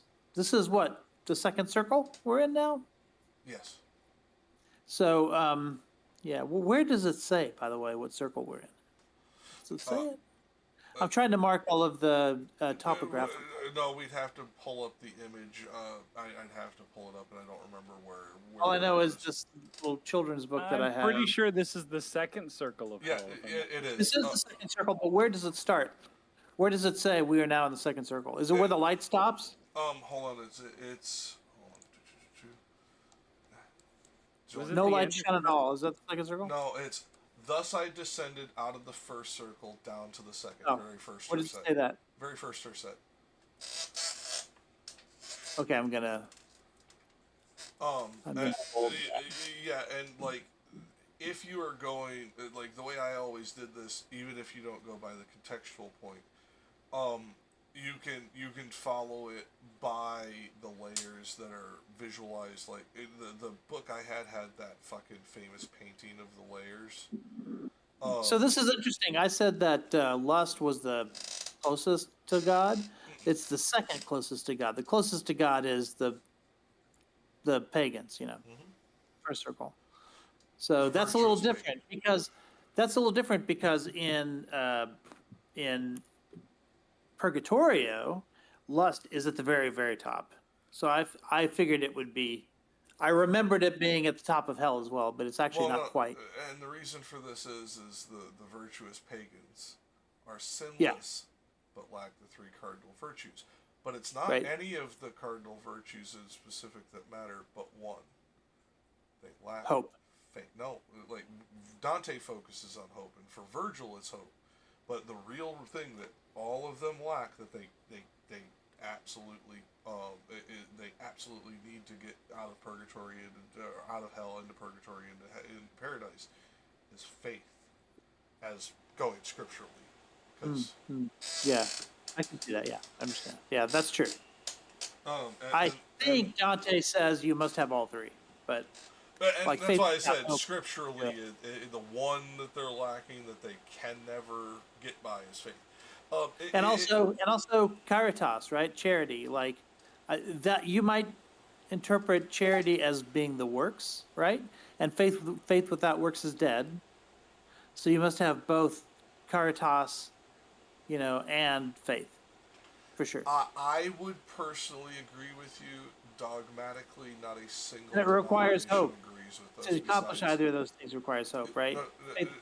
No, I actually disagree with that. You don't need hope to accomplish jack shit, but that's a different conversation. Well, I mean, for Dante. Yeah, and like I said, faith, but going scripturally now, like there's not a single denomination besides the Roman Catholic Church, the Greek Orthodox Church, and the Armenian Orthodox Church that still agree that faith without works is dead. Like all the rest, faith is all you The need. gospel. I don't disagree. Rich, you and I have talked about this. I don't- You and I don't disagree on that. I'm talking about all the other jackasses. There's a few other books you need to kind of figure this out. If you're a fundamentalist Christian watching this, contact us. Yeah, we will. We- I we like will gladly have a very long, probably not all that pleasant conversation with you. And I may not be able to make you a non-believer. That would not be my goal. But I may make you actually fucking read what the goddamn book says. Yeah. Yeah. It's really hard to. I've seen them try to argue around it, and it's amazing to me. So Um, I'm not they going to be think you're moved. going to win a from this debate with position. Jesus. Yeah, I'm not going to move from this position. I do believe temperance is a thing, but I think prudence is the main thing that they didn't. That was the main Look, I'm sin. persuaded that it's an element. I might even be persuaded that they're equal. But I could even be persuaded. If one of that them it's is on primary. top, to me, it's still temperance. Well, but no, I I could even be persuaded it is primary. The thing you would have to then go through, and I hate to do this to you, Despy, you would then have to go back through the infinite regress of, was it the passion that caused them to be imprudent?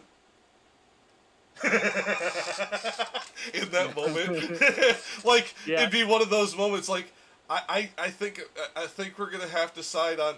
It could be either because I don't if want you're to go through ordering it that causal chronologically, link.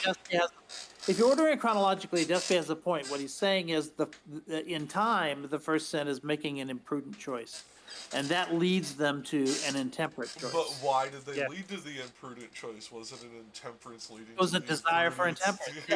Yeah. Yeah, and that's what I mean. It's one of those things where it's like, we could do this.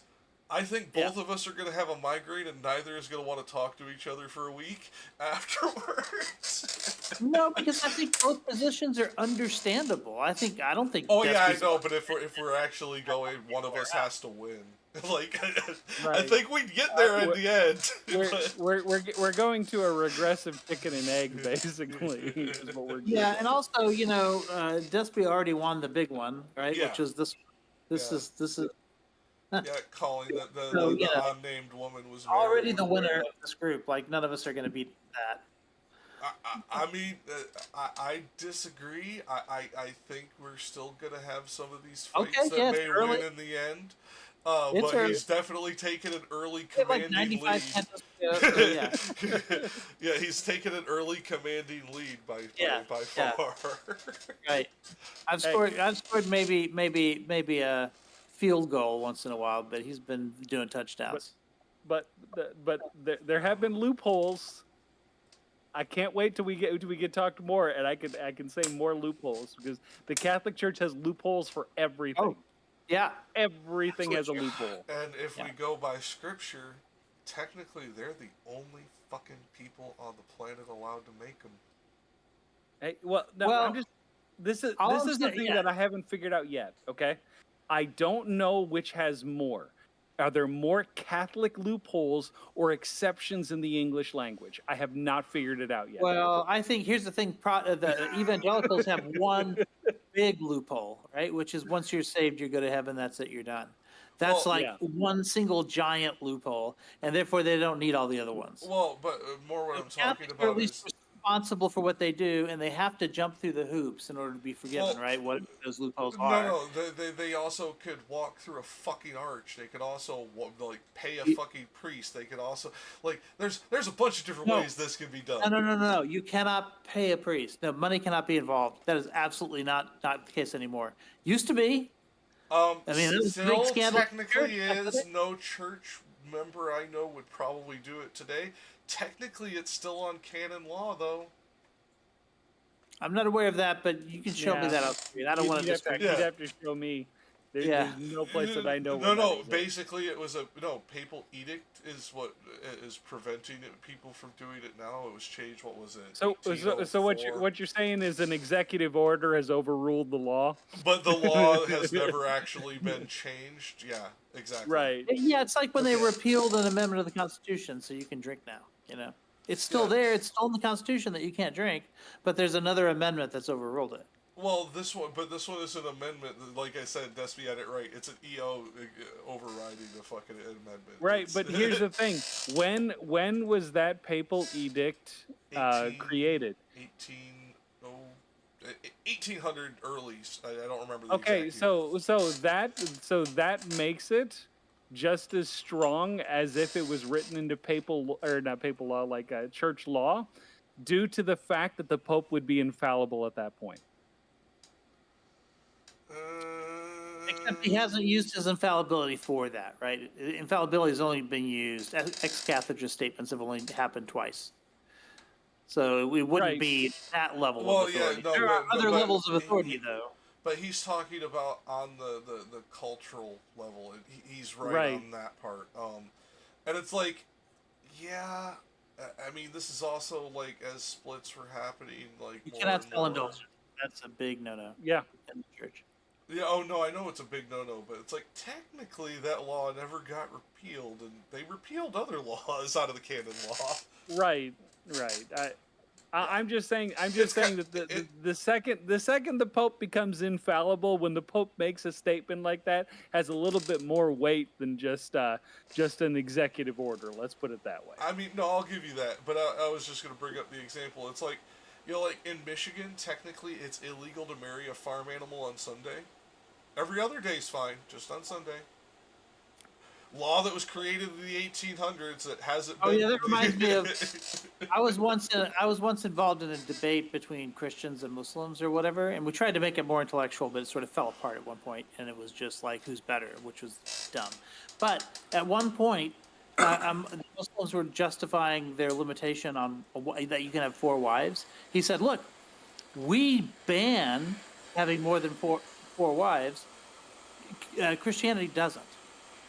Technically, you can have more than 4 wives as a Christian, so you guys are worse. And it's not that the church ever said that you can, but it also never said that you couldn't. The church, or whatever, the Gospels, the New Testament, never puts a limit on the number of wives you can have. If you go by So he was scripture, it's saying, however who's many more you can polygamous, Christianity or Islam? Now, of course, in practice, it's different, but still, Actually, that was the point he was trying to make. well, actually, in practice, because of how fucking big the goddamn Mormon church has become, no, actually, they're about even. Like, funnily enough. Yeah, well, okay, yes, but you don't count Mormons as Christians because they're not part of the. They can't say the Nicene Creed. Nicene Creed. If you can say Nicene Creed, you're not a Christian. Yeah, but that is your stipulation and many Catholic stipulation. Yes. Oh no, that's among Christians generally. No, Yeah, Baptists that- say the that- same thing. Yeah, but this is the argument that who gets to decide who's a Christian? According to Mormons, are Christians. I know. And, The Mormons are rejecting the Nicene Council. In and order by to the do way, that, I reject most of the councils because they kept removing shit because it kept fucking with their power. you're pagan. You reject all of them. Yeah, but my point is this: is the reason I reject them is the reason each one of the apocryphal books was removed and later the Septuagint was removed is because of the fact that all political reasons every single time. It wasn't about what was taught. It wasn't about what the apostles said. It wasn't about what Jesus said. It wasn't about any of that shit. It was about what gave them power and what hurt their chances of keeping that power, what was kept and what was removed. Therefore, all of that is bullshit to me. So here we go. This book says gives a little bit more detail. Her husband was Paolo's brother.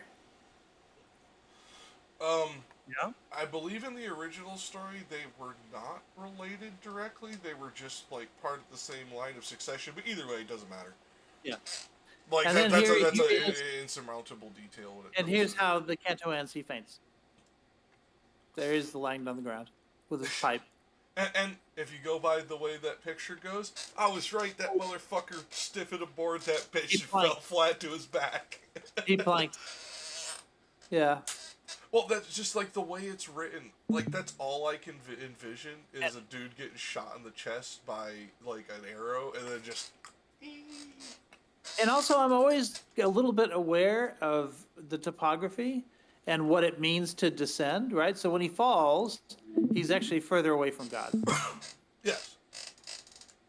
There's some distance. All right. So personally, what I see when you said that is I'm thinking of like that 1950s, 1940s like Western where someone gets shot and they go and they fall over. And Well, without the dramatic spaghetti western, but yeah, that's well, exactly. I see that. I definitely see that. Well, I didn't see the grab for the chest because he's fainting rather than getting wounded.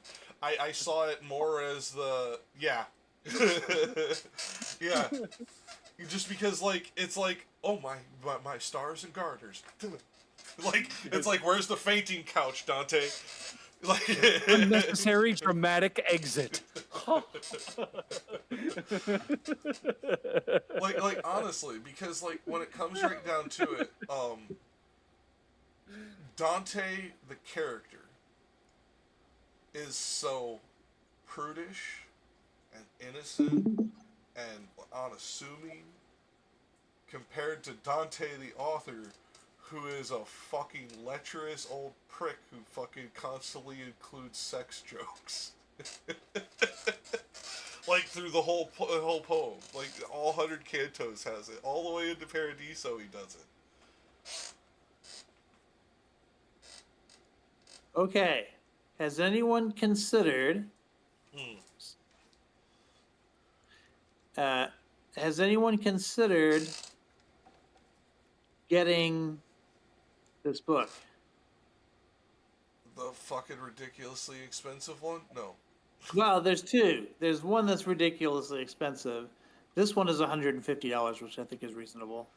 The Um, other one is like 2,000 or something ridiculous. Doobie's getting it because yeah. of course. But Well, yeah, but Doobie's got the money. Here's my thing. yeah. But If this I one I was think if I was gonna spend 2,000, or what was that other one we saw that was like 15 grand? Um, uh, hold if on. Yeah, oh, yeah, that one was handmade. if Single. if I was gonna get anything that expensive, Right. um, I've looked at it on Christie's and Sotheby's. Yeah. I could get quite literally a handwritten,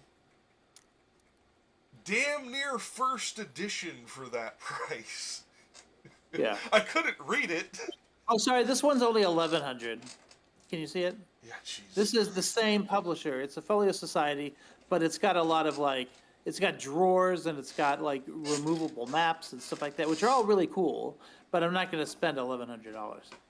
But Even but it if is. I had it to spend on like play stuff, there's no way I would spend this for multiple reasons. Yeah. One, it doesn't help us in our like education of the. I think these illustrations are all in the $150 one too. That you just can't remove them. Well, you know? Here's the other thing: is like, what is the value of this in reality? This is not something that is. If I were Doobie, I would get it because money is no object for him, right? But if you're a regular dude, yeah, that's too much. but here's my thing: is this is not one of those things that's going to stand the test of time. This isn't like an actual like proper folio, where those removable sections that they have set as just double page that you can open up like a pamphlet. No, dude, I would film all the time if I owned it. It would stand the test of time for me. I just not $1,100 worth. Is all. See, for me, it's like I said, I'd get one of the original copies. These are sold out, by the way. Yeah, but I'd get one of the original copies that's like this by like this fucking giant folio copy. Where, and honestly, you get it for the artwork, right? That's what you're getting it for. And if I'm gonna spend this kind of money, which by the way, you can actually get even some like 17th and 18th century ones for not too much more expensive than this. Right. The fact that these are printed. Yeah. Those other ones are all hand painted. Like all the art. No. I understand. There's one dude who does it one edition at a time, and he spends ridiculous. Yeah, that's there too. But I'm not sure that his artwork is any like in my case. I'm fine with prints. I don't see the use of original art for like what I do. Well, no, I'm talking if I'm spending these kind of prices, I want the hand painted art because there's it's kind of like if I had to you can put it on your wall. You can display it. Yeah, sure. I agree. Or on my shelf. Frame some of these. But it's also like if I had to buy a textbook, for example, right, and the digital copy was the same as the book copy. I see no value in getting the digital copy. Then the text copy, has a value to it. But like 9 times out of 10, I get the PDFs because like it's cheap or free, and you can do and it does me all of the same information for education. This and would also be for I posterity. had 3,000 books at one time. I've got it down to 1,500. It's not easy to move. It's like a pain in the ass, and most of those books I really never go back to. So I'm slowly. What I do is I go to the bookstore, and my rule is I sell twice as much as I buy. So if I bring 10 books with me, I can buy as many as 5 at the used bookstore. That's my limit to keep. And I've got it down to about half of what it used to be, so I'm getting it down there. But my goal is to make everything if I get rid of a book but I still want it, I go find the digital copy. Basically, what I'm waiting for is I don't whittle mine down. I have a fucking storage unit full of books. I understand. I was an addict too. I still am. No, it's not an addict. I just have to fight it. When I die, my plan is they all get donated to public libraries. Right. because True. I will have a collection of books that a lot of public libraries will not have had anymore. Unless you have kids that have an interest in some of that stuff. And they're allowed to It take rarely whatever happens. Kids No, find their no. own Well, they're things, you know? allowed to. My kids can take whichever ones they want. They know that, so like Yeah. that's not as much of an issue. Right. And they do like whatever they want. They get with the books, but it's for me it's I know as we are shifting primarily to a digital medium. Hell, as I was just pointing out, I do it myself in a lot of respects because it allows for ease of access.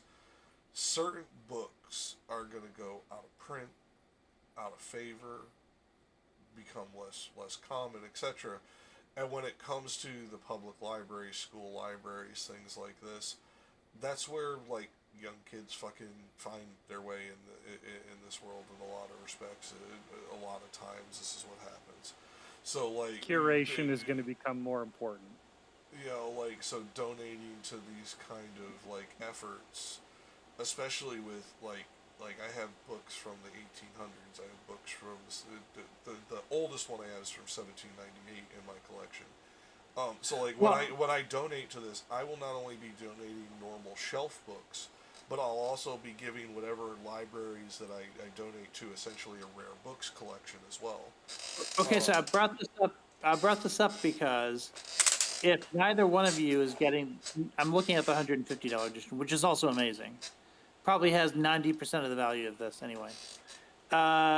If I get it, I'll probably put it under the camera like I have been this other book, and we can just go through it. I think I think that would do it. It's just if one of you already was planning on buying it, then I was just gonna have you guys do it. But if you're not, then I'm gonna buy it. Well, see, my thing is, like I said, if I was going to spend a lot of money, even $150 on a copy of this, I'd be getting one of the older ones. I'd be just because again, there's something about something that having the fucking like hand cut bindings and stuff like that. That there's just something that we don't need to lose about it. Remember that video I sent you about that rebinding of the super old copy of Dune? Like that. There's something about traditional book binding that, like I said, people in future generations need to be able to touch and hold these things, not just see PDFs of it. And like that modern printing, I see it's high quality, but that $1,000 copy is going to last no longer than any Encyclopedia Britannica with the way that it's printed. It is not going to last 100 years like these old hand-bound books do. Yeah, no, I agree. I mean, it's ridiculous, but like it's not worth it. The ROI on it is not. But I think the other book, the $150 one, is I think that thing's worth it. For you, because you'd go through it again and you're going to teach this again. Like once we get done with this apparatus, I'm gonna have a class. Yeah, I'll probably read it again, but like I'd probably never like go through at this level of detail again. Not unless I learned something like dramatically new about Dante's life or Catholic religion or like. It's gonna be kind of hard to teach me something dramatically new about the Catholic faith. Just saying.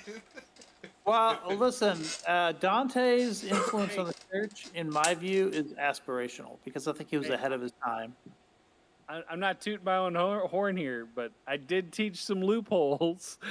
Yes. Well, loopholes are dogma. To a point, I don't know all of them because how could you? There's so fucking many. But, Sensei, you're a teacher, and you're in Japan, and if there's one thing I've learned about Japan through anime, it's that they're obsessed with the Catholic Church. Yes. So you do have an opportunity to context. Well, yeah, this is you can blame the Jesuits. I think Dante would be a great like a section for you to teach in one of your classes one day. I mean, I know your kids are younger, but even if he taught it like you'd have to get rid of the tip. I have to ask this. How much is the particular time period of the infiltration, the Jesuits coming into your country and fucking everything up for 150 years before? And then how much is that taught in your history? Oh, it's taught. It is. So like, It is. you'd have to also be combating like that portion of the history when teaching this like rosier side of Catholicism. Well, I don't know. I don't Well, think so. I think you can look at Dante and see some of the impetus that leads to, whether it be sinners or people that Dante praises, in which case Dante's wrong. so You can see how philosophy feeds into what the Catholics did to Japan, right? yeah, well, yeah. It's just that like the thing about why Japan has such a big like thing with Catholicism is just basically the amount of rituals that Catholicism Yes, had, that Catholicism brought to Japan with the Jesuits. and Like, the poetic nature of Dante Well, certainly and feeds. the Jesuits' tendency of well, inculcation of taking on the orange robes of the no, well, no, it's not just that. I can't stress this enough. The fact that you have a religion that is completely foreign to an entire people come in that has the same level of like just absolutely thought out ritualistic practices that seem to have like this mystic ability inside them at the same time is an alluring thing. Whereas if you were to have, let's just say, a Protestant like come to Japan, it wouldn't look as alluring as Catholicism, just due to the amount of rituals that they have attached to Well, it. but that also comes from a slight history of like Christianity and like the way that this has spread over time before the Reformation, after the Reformation, etc. Um, whereas the Catholics, and very specifically the Jesuits and the Dominicans, had this high tendency of inculcating both directions, which is a feature, not a bug, where they would also shape certain tendencies of Catholicism around their host country. So, in Japan, Jesuits wore instead of their traditional garb of being black and white as they are in almost everywhere else in the world, they wore orange, the same as your monks and priests did before the Jesuits' arrival. Trust me, look into it.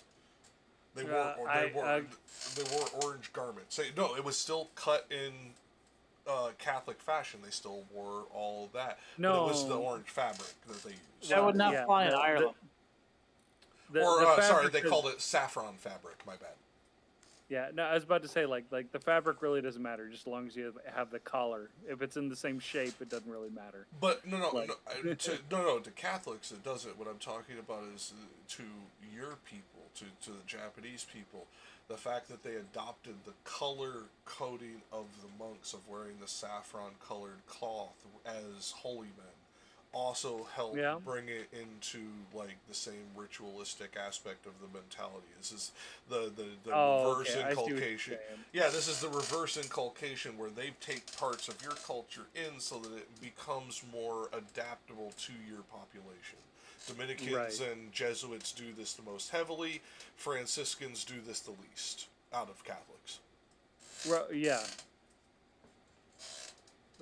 Oh, well, I would say, yeah, Franciscans do it the least, but the people that do it the absolute least are the Benedictines. Let's just throw Um, that out there I because they don't. really don't. Well, Yeah, they they don't. don't go anywhere. Yeah, they don't really do this. So like, I'd have to look through history because I know they've done it in the past. I'd Well, have to see how they even interacted in those spaces. well, because the main thing is like you don't see a lot of Dominicans travel. That's the thing. Like Not the two anymore. that you see travel, well, even way back then, like the two that you saw travel the most were just Franciscan and Jesuit. And Mostly yes. well, Jesuits were basically like the explorers of the Catholic Church, and the Franciscans were the people that went out to help the poor because they're tied to Saint Francis of Assisi. And So and Dominicans went out and did this because they were basically fucking told to by Rome. Like they didn't do it by choice; they did it well, by eating. But yes, it's why it changed because Pope stopped doing that to whole orders. yeah, I I mean like the whole thing with Japan is more of a quagmire than anything. So I mean it's like Well, yeah, and then you get into the history of why the Jesuit Portuguese were there in the first place because of the Yeah. whole separation of the prime meridian and How much of what- an influence does World War II have here too? Because Japan becomes obsessed with the West because they were defeated by them, right? So they Well, start but- giving them more respect than most conquered peoples would. Well, you have to understand though, but Japan had already become obsessed with the West during the Meiji period. So they had like years and years of this obsession with the West before the rhetoric of the Bushido rhetoric actually took hold. So did they not consider themselves superior to the West prior to the war? They did, but that interest in the West happened about 60 years before that. Well, and you have to remember, there's I know a lot of people, especially those who live in Japan, hate when I use this as a reference point, but I think it's a good reference point because multiple other Japanese people have used this exact fucking line on me about Mr. Baseball when Tom Selleck and the woman are speaking about the wine. About how Japan takes in everything and makes it better, tries to make it perfect, etc. It's this same kind of tendency that when America technically had already defeated them in a certain way by forcing over open the harbor, and Europe had kind of forced their hand with the church to trade. Like there was already a certain level of this integration. I'd say technically more than 60 years before. I'd say almost 100 years before the war, because this would have started in 1857, the very first year of it, and then transition more as you go on. Like maybe 60 years is the where it kicked off to the highest point. Like that's where it like turned everything to 11. But I would say it started with Admiral Percy's bombarding of Yedo Harbor. Perry, not Percy. Perry. Sorry, you're right, Perry. But Are we still streaming? Yes, we are still streaming. All right, just checking. So I wouldn't necessarily say that it was like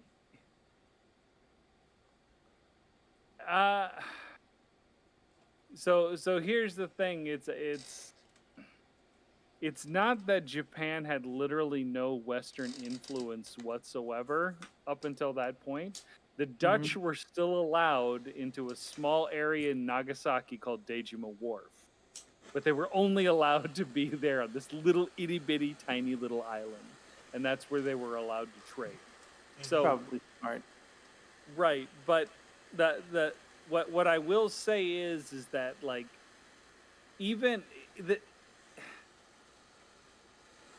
Japan is weird in the sense that the people that bombardment would have went like after, the people there wouldn't have felt that it was the United States that beat them. It would have been just the people on that ship. No, but the reason I say it starts here is this is when then you get the Western cultural creep, because then you get the influx of people, therefore the influx of ideas. So this is the seed, not the flood. Right. Let's But the other absorb thing capitalism fast.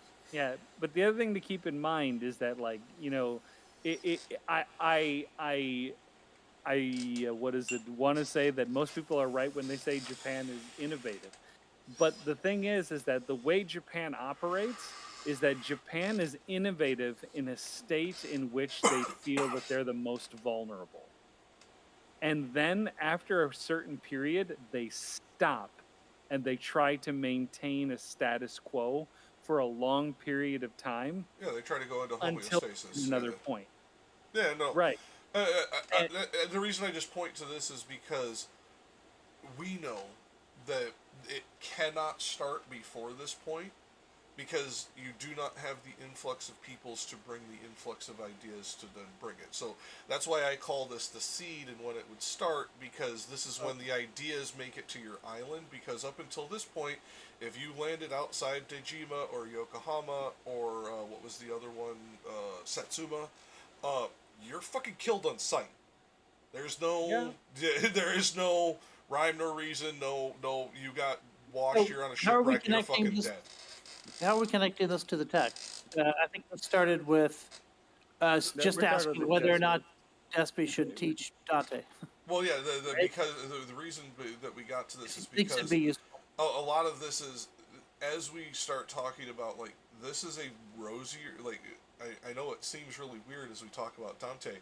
This is a much rosier version of Catholicism than they are going to be taught about in their history due to the history of the Jesuits within their country and Yeah. their entanglements with the shogunate, But their entanglement with the Bakufu, and all this other shit. Like We're going to there's see a lot of clergy in hell, so yeah, it kind of addresses that, right? I mean, he's not going to be talking Right. about Japan because he's 13th century, but he sees a lot of this in the clergy in the church then, and it's his current pope or whatever. It's the three prior popes, so it's like contemporary to him. He sees the corruption in the church and he's Okay, that's- condemning it.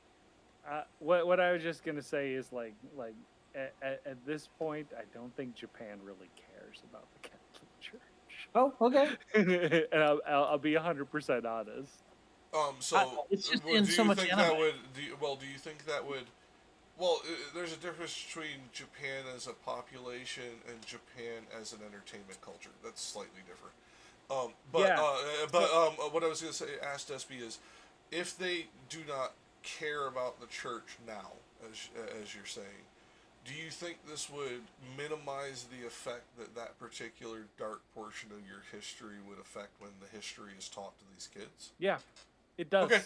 Okay. It does minimize it, but the thing I would like to also say is that there are many different other aspects of manga and anime that they literally pull from Greek.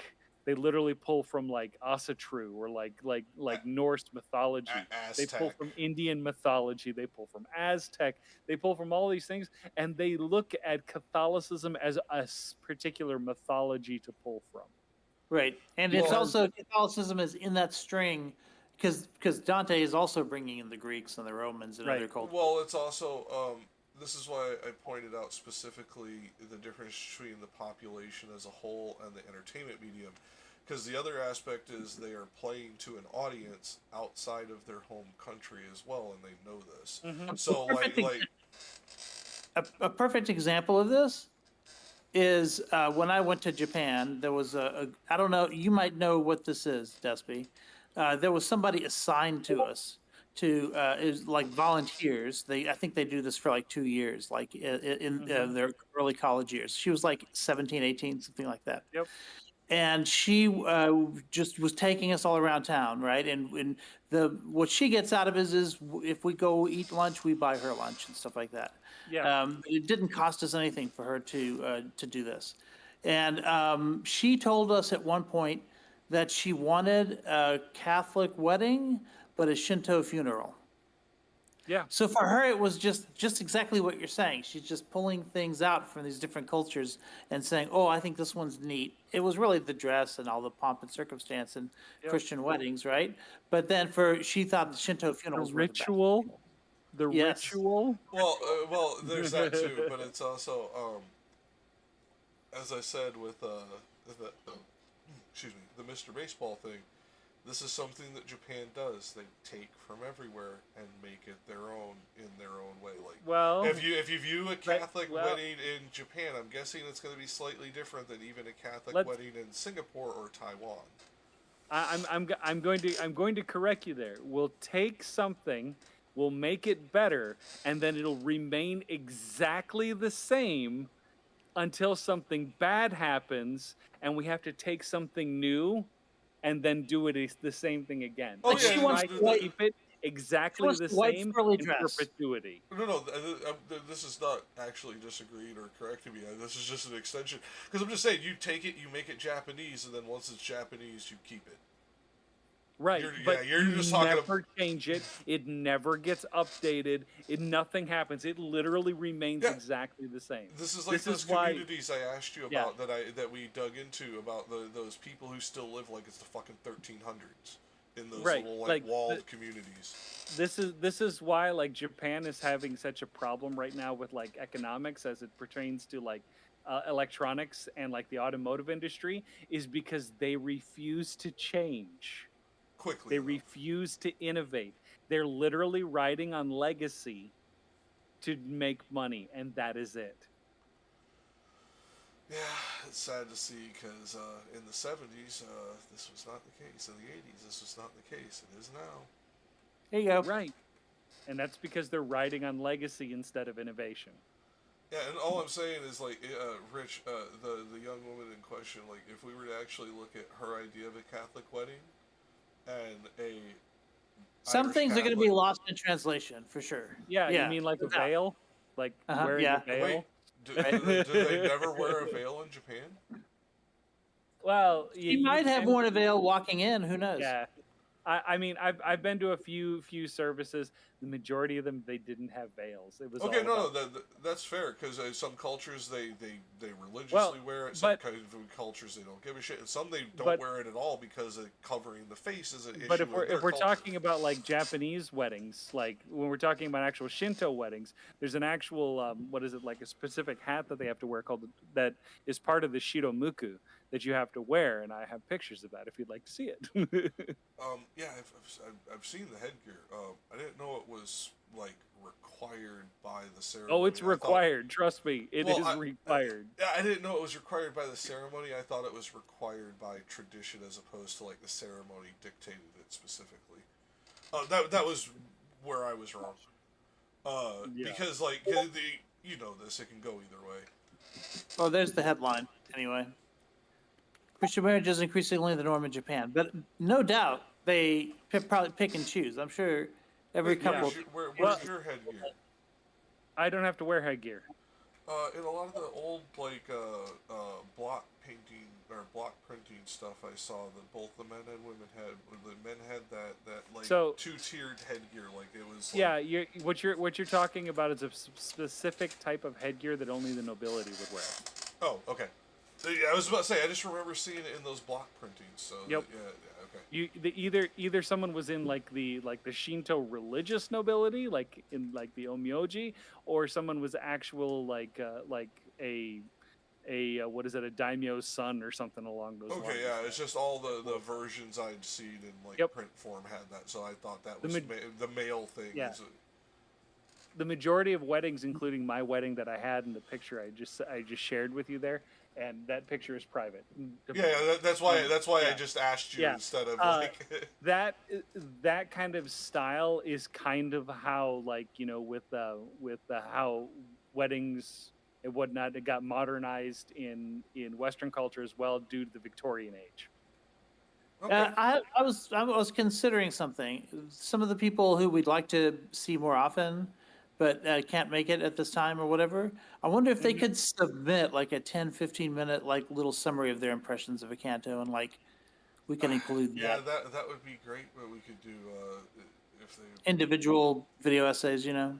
like I'm getting to the Many point because videos. some of them not the ones that we obviously haven't gotten answers from, but like once we're not getting answers from, if it keeps going on, I'm just gonna I start. think finding Eucharist other could people. give good ones. I think if Fairy Queen, like if it's understood that Fairy Queen, like we don't mind that she hasn't been able to make it, she might do something like that. Maybe we can get Stabby to do something. Beckett I don't could do it too. I know Beckett could. Beckett would be great. Yeah. But I especially want a feminist take on Canto V. No, I agree. This is a good idea. It's just I was just gonna say it's like all the people that we have, but like if because we're limited to 10 in the group chat. Like if some of them are gonna just quit replying, we're gonna find replacements for them. Just is what it is. Well, yeah, no, totally. But I mean, we could consider them like sort of guests that pop up every once in a while. You know, they'd still Maybe have Fairy Queen twice. That's fine. They'd still have the Dante role, so they. I mean, this is you know, a very early time. Like I don't mind getting up because this is my schedule for work too for the summer. But a lot of people, like, you know, they go out on Friday night. You know, there might be a little bit, you know. No, I'm not. Yeah, So- that's what I'm just saying. But it's like, I don't want to keep reserving a slot for them if they aren't going to make it. No, I'm just Now, saying. Eucharist is always going to have a slot because, like Yes. literally, like we planned on him being here. We knew he was going to be, you know, intermittent. Like that was always part of the plan. Well, given how But infrequent It's They just, are. I think we can give everybody a spot, and I- if around Canto 15 suddenly Fairy Queen shows up, I'm good with that. No, I'll no, be- that's what I'm I'll be saying. They'd still 100% have the with you. Dante roll. Sorry? They just hold on. They'd still have the Dante roll, so they could still hop in, but they wouldn't be in the group chat with us because that way we'd have the people that are active there, so that we can keep all that up to date. That was all I was saying. Go on, Nathan. I'm being 100% with you. I just don't know exactly if we were going to have more guests or like possibly have more guests or more people that were going to be a part of this. Why not make a special channel that only those people can access, like within your server? I just made a special roll. They can only get it. No. What I'm saying is instead of having a group DM, have it actually just in the server, and then have that We specific start channel talking the in server. a text channel. Well, I mean, I understand Yeah. what you mean. We could do that too for them. I'd still do the group chat because that's setting up like timings and all that stuff. So like that doesn't need to be like all like the public crap. That's just filling up chat space for no reason. No, I just meant that you would have a text channel that would be Yeah, no, we can do private that too. to only our group, and that way we could have more than 10 people that could be talking at the same time. Yeah, that's what I'm saying. We could do that too. I'm not saying that's a bad idea. I'm saying we do that in Yeah. addition. That's all. Yeah, I'm just yeah.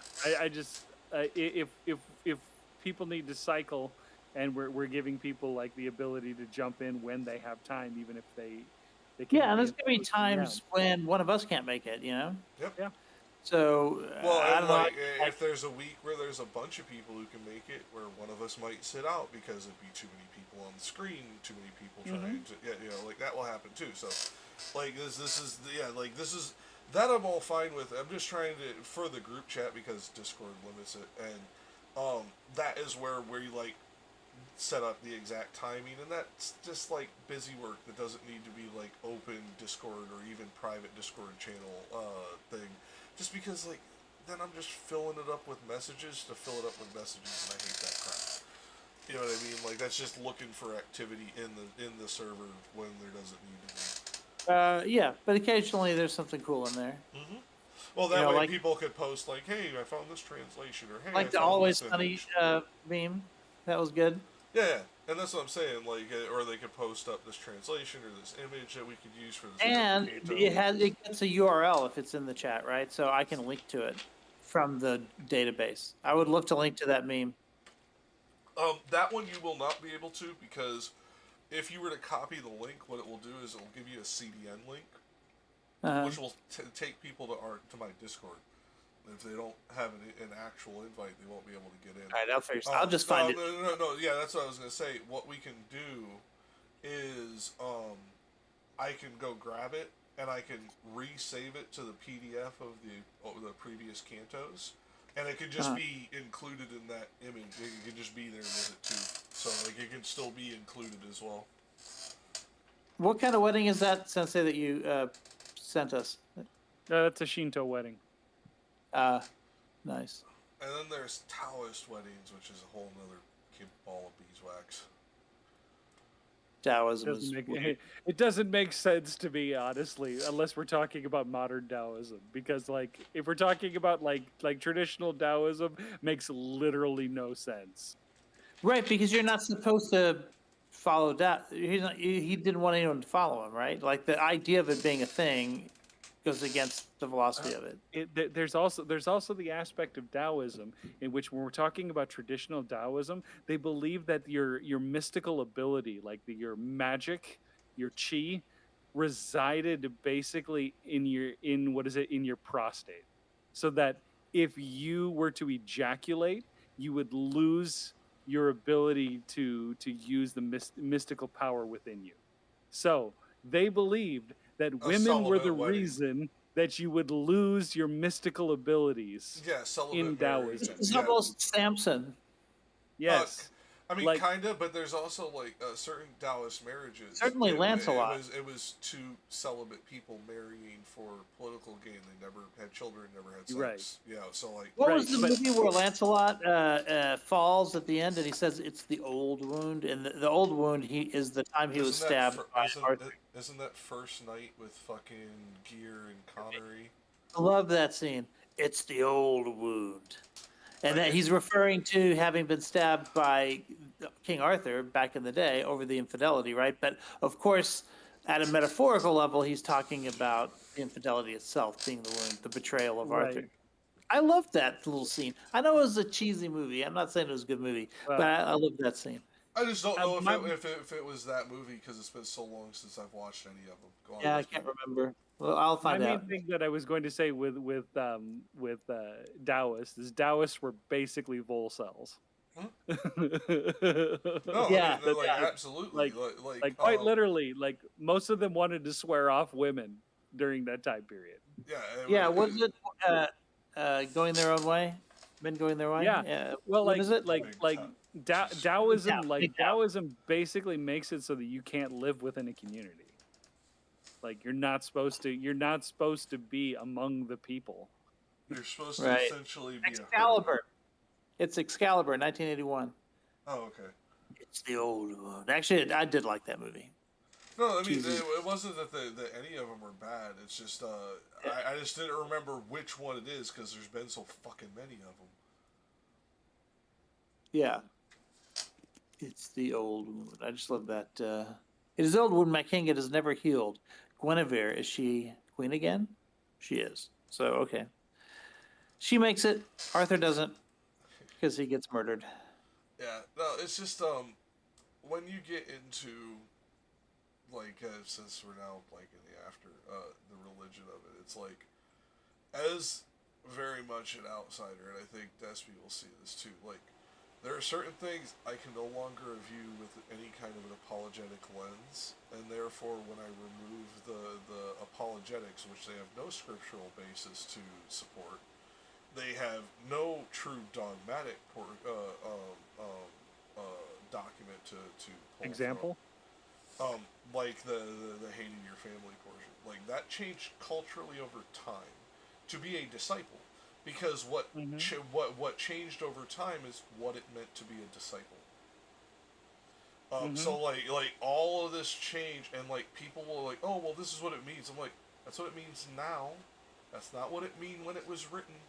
Like you gotta take this into context when you're talking about these holy texts, and like people will forget these things. Or I think it's Numbers 5, 25 through 32, which is the portion about abortion, where I don't understand the Catholic anti-abortion angle with that particular scripture, where it is quite literally a priest and God's endorsement causing an abortion, like by definition.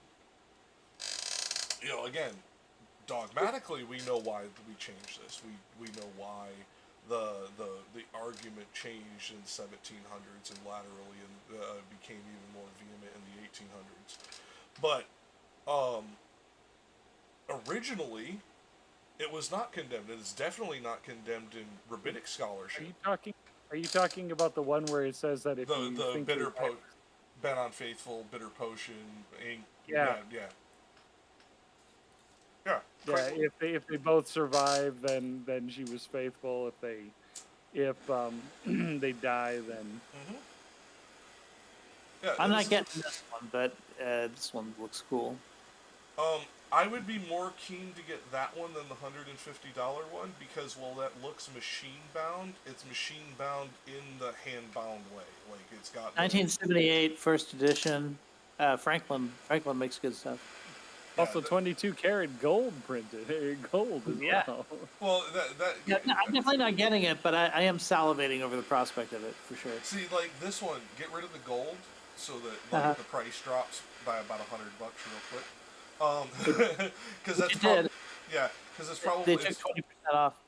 it's probably about a gram of gold for the whole cover. Get rid of all Yeah. that gold, save yourself $100, and like have that just inked in instead of gold. I would get that, because that's got the actual like leaflets, pamphlets, and booklets put together to create the thing, then hand stitched, then glued, then bound, then like I would get that. That's a copy. I Have you seen the get. William Blake illustrations for Dante? Mm-hmm. They're all available online. They're not under copyright. They're amazing. And you know, he dies before he finishes it. I think he's somewhere in Paradiso when he dies. And so he's got maybe 4 or 5 cantos where he hasn't finished them, and the detail is less and less as you go on. So it's almost as if the artist sort of vanishes, like, slowly vanishes, because there are aspects of heaven that are just beyond human comprehension. I mean, that's totally by accident, of course. He just died before he could finish it. But it gets that feeling as you're going into Paradiso Well, that... we can apply mystery. that apologetic. Sorry, Sure, I couldn't but I resist love the myself. poetry of it. I know I couldn't resist my. No, it does create a great visual. Even Has though anyone it was looked at all the Blake Yeah. illustrations? We haven't It's done it on stream, but no, I know what you mean. I was just giving you shit because, like, it is Okay, apologetic what? to give it this intent when we know it was completely an accident. So we we've know left. It was. I know it. We know it is. We know it is, but it doesn't matter. So, but maybe we can go back and look at the first 5 illustrations, like next week, just Oh, to yeah, sort of we catch. can do that and for then our look first at half Blake hour. after that. Yeah, and after that, just do Blake. All right. One per show. I should probably go. It's like almost 2 a.m. my Yeah, I was time, about to so- say you stayed an hour later than you intended. Like we You got the can fade reading, away like we at the got end. the reading done in time, and like that's why I was like, no, let's get this done. You got 5 minutes left, and Yep. then you're like, still all right, we're just gonna keep going. There are a couple of minor things I still want to talk about, but I'm sure you'll see them on the video. Alrighty. All right. I'll Get talk some to y'all sleep. later. I'm glad that we Take were care. able to get it all done. So we'll do this, and we'll probably plan this time again next week because it allows you for the 3 hours that we seem to need to Yep. get through these because there's just that much commentary And we need to question. find out what times are good for our other guests and maybe move it around a little bit. I keep asking, but they don't answer. Yeah. Especially when we have to fight over the difference between temperance and prudence. Yeah. Yes. I we need to don't get even there. think we need to fight because, like, We need to get I the votes. really do think that as we go into that, we just get into the which one came first, and then, well, did this one cause that one to come first this time? It really does chicken and egg itself all the way back. I don't know. I think you can always err on the side that you should be more cautious to your temptations. Okay. There are 3 people for sure who would have like close to expert opinions on this, right? That would be Beckett, Eucharist, and Fairy Queen. They would all deny that they're experts on this, but by our standards, they have the academic credentials. Okay. Yeah, and all of it, we're just amateurs on our side of it. So I would like to see them let's see them rule on this. What is it? We can both make our case. Well, because the thing Yeah. is like this. There is no way to rule this. This is just fun argumentation at this point because, like, the reality of it is, yeah. No, I know, Right. but my point is like, I guarantee you, if we were to do this quote unquote objectively, the best way we can do this, and we were to pull every commentary contextually through period and like add up like all of the interpretations, like even then it wouldn't matter because we're applying an intent to Dante that none of us could fucking know because we weren't in his goddamn head. Like, even the most objective way we can analyze this, we are analyzing a bunch of other people's opinions. Hey, but it's okay. We are asking the people that have bigger pieces of paper than we do, whether Well, and like our honestly, arguments are sound or I not. because of what like people like Beckett now, Eucharist very much is more into this part like on an Well, active Gibbs is a basis. double doctor. We need to ask him. No, to- Gibbs, Yeah. Gibbs will never be on this program. Double Never doctor. be it. Yes, I'm We'll sorry. compare everything to Star Wars. People who buy doctorates, no, get the fuck away from me, you Kent Hovind wannabe motherfucker. So listen, here's my argument. In the first circle, they have. I'm going to say that these people, for the most part, have all 4 of the cardinal virtues, and then I think now we're in circle 2. We're seeing people who miss like 1. I don't know which one he's intending. That's the argument. But I think as we go, we're going to see different cardinal virtues missing until we get to the bottom where maybe they don't have any of the virtues. I don't know if that's going to hold up. I'm just looking for that. I mean, But right now, you're my feeling that issue pattern. is if that is Even the if Despy's case- right, if it's that pattern, it's just the one virtue that's missing is the. No, is- no, I'm with you on is- that. But what I'm saying is, we have too many circles to go through, not enough virtues to go through. Look at these gentlemen. Or we have not we have not enough circles to go through, and too many subsets and sets to go through. So like, yeah. Because Jack, I expect that your ambition is to get about here. Yeah, because the reason why I didn't say anything because we haven't got there yet is when we're talking about the people that have like anger and greed when they're pushing the bags. I think those people were missing temperance, not prudence. Right, I agree.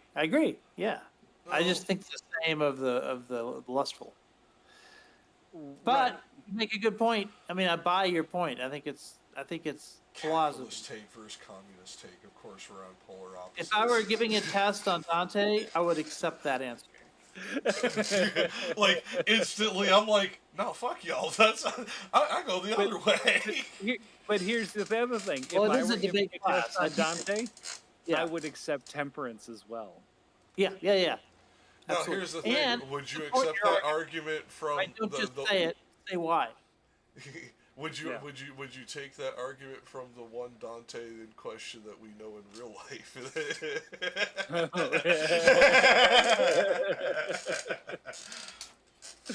That It's like- painting I showed you, his first name is Dante, which is really funny.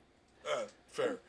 Are we still streaming or just stream off? we are still streaming, which is why I alluded rather than was specific. Okay, that's So I'm asking. gonna end it real quick. And on that note, we will be back in a little bit, Rich and I. But until next time.